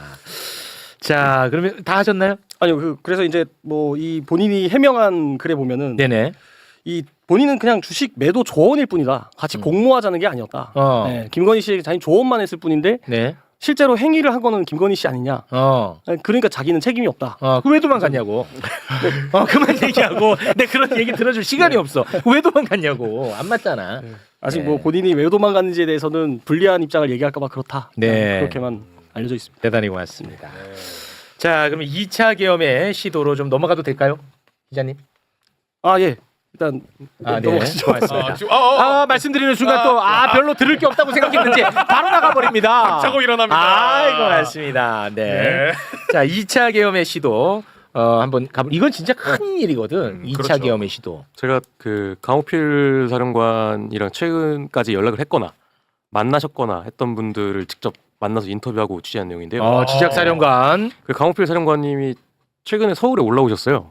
10월 중순에 제주도 가셨다가 한 달 살이 했다가 올라오셨더라고요. 그래요? 네, 그래서 제가 인터뷰를 좀 타진하려고 지금 접촉은 지금 하고 있는데 제가 9월달에 강호필 사령관이 이제 특검에 소환됐다는 거를 이제 단독으로 보도를 했을 때 그때 아마 매불쇼에 잠깐 출연해서 그 강호필 사령관이 작년부터 김용현에게 욕을 먹을 때마다 신원식 장관한테 하소연을 했다는 거를 이제 몇 번 얘기를 했었잖아요. 그렇습니다. 그게 이번에 그 김용현 일반인적지 공소장에 담겼더라고요. 그 이제 공소장에 담기지 않은 다른 이제 참고인 신분으로 조사를 받으셨거나 또는 피의자 신분으로 조사를 보냈던 분들의 진술 조서 내용을 확인해서 이제 이번에 기사를 쓴 내용입니다. 공소장은 저희가 한번 소개를 해드렸었죠. 네. 김용현이 강호필한테 야 임마 너 왜 이렇게 겁이 많아 이 새끼야. 이렇게 네. 얘기했다는 거. 네, 맞습니다. 네. 이제 김용현이 주로 그 강호필 사령관에게 보냈던 이제 극우 유튜버들의 채널 크게 이제 두 가지가 있습니다. 성창경 TV랑 신의 한수를 일주일에 한 번씩 보냈더라고요. 성창경과 신의 한수. 네. 그래서 극우 유튜버 채널을 보낼 때마다 이제 강호필 사령관이 신원식 실장에게 그때는 장관이었죠. 그때 네. 하소연해가지고 이 사람 이상하다. 김용현 좀 이상하다. 거기서 김용현 전 장관이 이제 경호처장 일대부터 계속 그 고위 공무원이 현역 군인 장군에게 연락하는 건 어떻게 보면 좀 비상식적인 그렇죠. 행동으로 볼 수도 있잖아요. 예. 근데 그 강호필 사령관이 합참 차장이었습니다. 네. 그렇게 유튜브 채널을 받기 시작한 시점이 작년 4월부터로 좁혀집니다.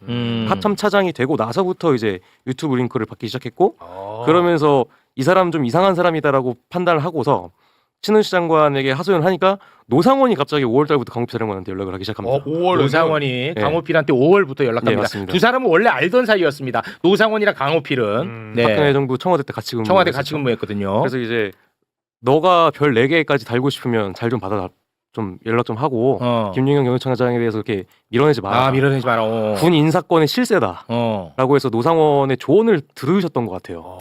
원래 사실 강호필 사령관 같은 경우에는 합참 차장 별 3개거든요. 별 4개거든요. 이 자리가.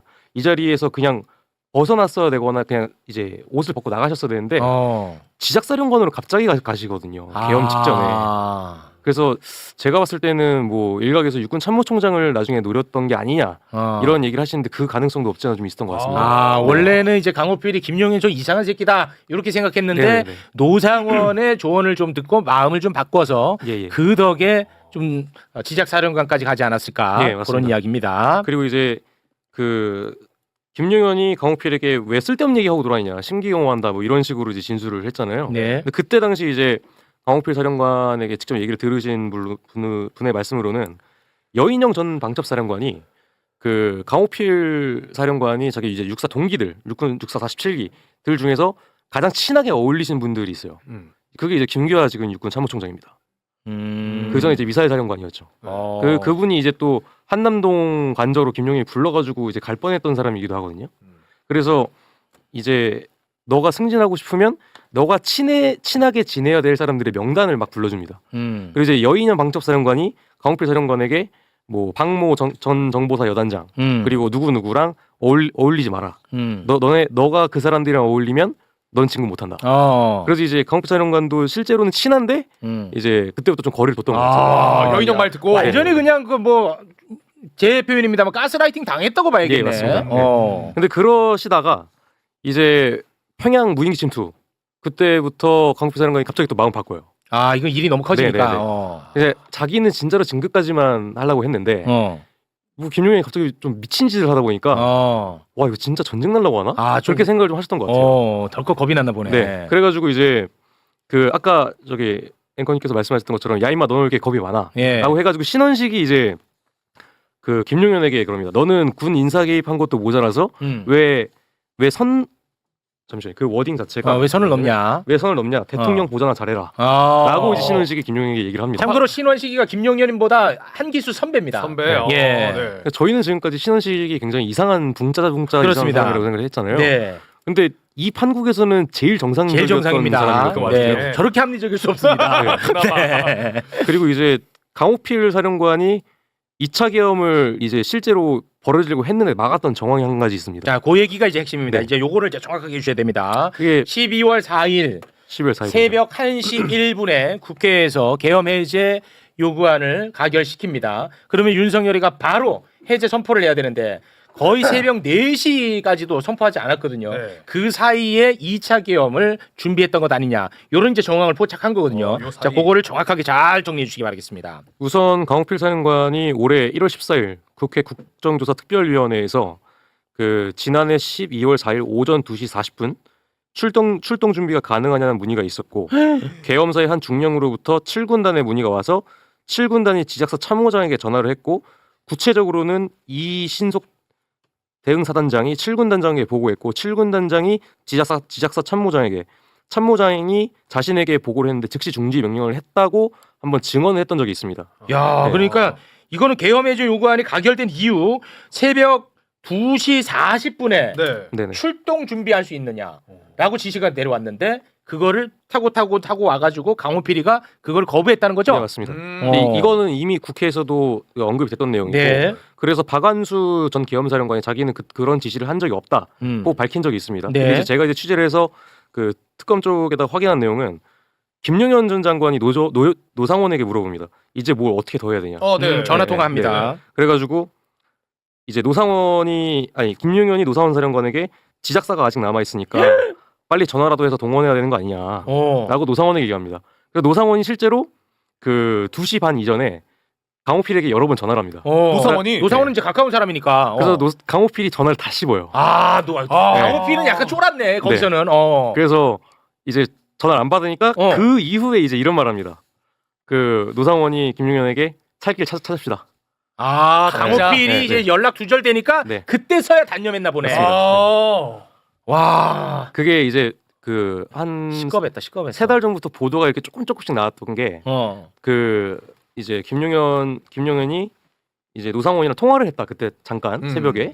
그 이후에 노상원이 김용현에게 살 길을 찾아야죠 하면서 단념했다라는 표현의 보도가 한 3-4달 정도 맞아요. 네, 맞아요. 기억나요. 근데 그 중간에 무슨 일이 있었는지 그건 알 수가 없었지. 노상원이 강호필에게 전화를 했는데 전화를 안 받아서 그렇게 됐다. 그러니까 우리가 강호필에 대한 평가가 좀 애매했거든요. 이 사람 어떻게 봐야 될지 모르겠는 거야. 맞아요. 아주 훌륭한 군인인지 아니면은 계엄 세력하고 또 가까운 사람인지 헷갈리더라고. 그런데 그런 애 마음의 변화가 있었던 사람인 거네. 네, 맞습니다. 노상원의 최측근. 이 사람은 가스라이팅도 당했고 그 조언을 정확하게 들어서 승승장구했고 그런데 돌아가는 팔을 보니 이건 너무 일이 심각해지고 그러면서 슬슬 발을 빼려는 참에 계엄이 발생했고 2차 계엄을 지시를 때렸는데 전화를 안 받았고 와 큰일 날 뻔했다. 운 좋다 대한민국 진짜. 이거 운으로 살았네 운으로 강호필. 국회에서 본인이 뭐 계엄 전혀 몰랐다고 하는 건 거짓말입니다. 사전에 알았어요? 네, 알았습니다. 그렇지. 노상원이랑 계속 통화하는데. 인지했고 이번에 그리고 9월부터 12월까지 뭐 20번 넘게 노상원이랑 통화를 했다 뭐 그런 얘기도 있잖아요. 네. 그때 이제 통화했던 내용이 잠깐 안 나왔는데 제가 이제 워딩 하나만 확인을 했었거든요. 조만간 큰 일이 있을 것 같으니까 좀 도와달라. 그 9월부터 12월 사이에 통화 내용 중에 그런 워딩 하나 있습니다. 네. 그 워딩을 어떻게 알아요? 그건 이제 제가 취재를 해가지고 강호필 이제 처벌 받읍시다. 물론 뭐 제가 볼 때는 개중 나. 그리고 이분 뭐 덕이라는 표현은 조금 좀 쓰고 싶진 않지만 어찌 됐든 이분 덕에 큰 일을 좀 면했네 우리가. 그렇습니다. 노상원의 전화를 다 씹었으니까. 다 씹었으니까. 그러면 노상원 전화 씹고 나서 이 강호필이 전화 안 받으니까 다른 데로 타고 해서 출동 준비 가능하냐가 올라온 거예요? 그게 그랬던 것 같습니다. 이제 전화 안 받으니까. 왜냐면 노상원이 그때 그 롯데리아 회동에서 자주 모였던 사람이서 932라고 제 기갑여단장 있잖아요. 그 932의 상관이 강호필입니다. 강호필이 안 움직이니까 932라도 움직여야겠다라고 해서 노상원이 932에게 이제 연락을 시도를 했던 것 같은데 그 이후에 932도 이제 발을 뗐죠. 그 가운데 어쨌든 단추가 퍼즐이 맞춰지네. 그렇지. 상환아 어떡하냐 이제. 그래서 호필이한테 전화 계속 했는데 안 받으니까 각자 살 길 찾읍시다. 그렇게 아찔하네. 와, 이때 우리가 진짜 숨죽이면서 그 상황을 다 지켜보던 그 시간이거든. 이게 새벽 1시 1분부터 새벽 4시 27분까지야. 이게 숨막히는 죽고 사는 3시간에 그런 일들이 발생했던 거야. 근데 결국은 안 되니까 윤석열이가 이제 기어 나와가지고 해제 선포를 한 겁니다. 와, 아찔하다, 아찔해. 그래서 강호필 사령관님 계속 이제 뵙고 싶다 연락을 하고 있는데 그 중간에 이제 브릿지 역할을 하시는 분이 한 분 계세요. 그분이 기자님하고 강호필 사이에 누가 브릿지 역할을 하고 있어요. 그래서 그분한테 이제 전 예비역 장성분이세요. 강호필이랑 굉장히 친한. 그래서 이제 뭐 강호필 사령관님이 이제 인터뷰를 하는 조건은 딱 이제 2가지입니다. 뭐예요? 하나는 자기는 진짜 억울하다. 그리고 자기는 정말 군인으로서 할 도리를 다했다고 생각한다는 그런 스탠스를 갖고 계시고. 매불쇼에서 인터뷰 한번 하시죠, 강호필. 저도 그러고 싶은데 연락을 안 받으세요. 그분 연락 안 받는 게 특기네. 그래서 텔레그램으로 브릿지 이렇게 건너서 이렇게 여쭤보시면 이제 답변을 주시긴 하시는데 제가 직접 연락을 드리면 제가 막 뭐 녹취하거나 뭐 캡처거나 그러실까봐 연락을 안 받으시더라고요. 매부쇼에서 직접 이야기 듣고 싶으면 일단 억울하다든 좀 받아줘야지. 네. 많이 억울해 보이는데 그건 받아드립니다. 예. 그리고 칭찬할 부분이 있으면 또 칭찬도 해드릴 테니까 예. 인터뷰 한번 잡도록 하겠습니다. 네, 네. 고맙습니다. 자, 2차 계엄 시도를 했다라는 거야. 했다라는 그러니까요. 거. 2차 계엄 시도의 정황이 아니고 했다라는 거야. 네, 맞습니다. 예. 근데 윤석열은 최근 재판에서도 똑같이 그 얘기하더만. 나는 방송으로 계엄 해제 요구 결의안 가결되는 거 보고 아유 이제 해야지 뭐 맞아. 하고 내가 부르려다가 직접 거기 지휘통제실 가가지고 그래 고생 많다 뭐 이랬다고. 말도 안 되는 거 다 거짓말입니다. 네. 이제 그건 정리가 됐습니다. 네. 고맙습니다. 자, 그럼 두 분과는 여기서 좀 인사를 나눠야 될 것 같은데 우리 김성민 기자가 못내 계속 아쉬운 표정을 보여줘가지고 사람을 아주 보낼 수가 없게 만드네. 왜 그래요? 아니 그 아까 이제 앵커님께서 네. 이준수 씨가 왜 도망갔을까에 대해서 여쭤보셨을 때 사실 한 가지 좀 제가 오늘 여기 오기 전에 들은 내용이 있는데 네네. 추측이지만 네. 이준수 씨가 지금 돈이 한 푼도 없대요. 그래서 변호사도 지인을 통해서 이제 막 구하기 시작을 했는데 네. 그때 도망갈 때도 지금 거의 빈털터리인 상태라서 네. 변호사조차 고용할 수 없는 상태였기 때문에 네. 도망간 것으로 보여진다. 네, 그런 이야기가 있어서 제가 그걸 말씀드리려고 그런 얘기는 뭐 들어줄 여유가 없어. 마음의 여유가. 국선 변호사 있잖아요. 그걸 내가 왜 들어줘야 돼? 너 돈 없는 얘기를. 나는 그걸 믿지도 않아. 그럼 한 달 동안 그러면은 돈 벌었어? 도망 다니면서. 이거 돈 벌었냐고 한 달 알바했냐고. 그런 얘기 나한테 안 먹혀. 네. 그리고 뭐 본인이 그 김건희 씨하고 그런 관련된 문제는 자기가 아이 아버지이기 때문에 좀 저급하다 이런 소문이 좀 자제해달라고 하면서 지금 뭐 기사를 다 캡처해놓고 네. 그 뉴탐사 뭐 강진구 기자님을 고소한다니 막 이런 얘기를 하더라고요 지금. 네. 그래서 우리 뭐 그런 얘기 안 했으니까. 그래서 뭐 하여튼 그런 식으로 약간 이제 언론을 자기가 이제 대응을 하겠다. 네네. 그런 얘기도 하고 있고. 네. 보니까 우리 뭐 이제 그런 얘기 스탠스가 안 바뀐 했습니다. 것 같아요. 네. 스탠스가 바뀐 것 같더라고요. 보니까. 예, 알겠습니다. 이 사람이 뭐 진실을 다 이야기할 만한 준비는 전혀 안 돼 있는 것 같네. 얘기를 들어보니까. 네. 예, 알겠습니다. 두 분과 여기서 인사 나누고요. 저희도 정리하고 영화 코너로 다시 돌아오겠습니다. 함께해 주신 우리 일요시사의 오혁진, 김성민 기자님 대단히 고맙습니다. 고맙습니다. 고맙습니다.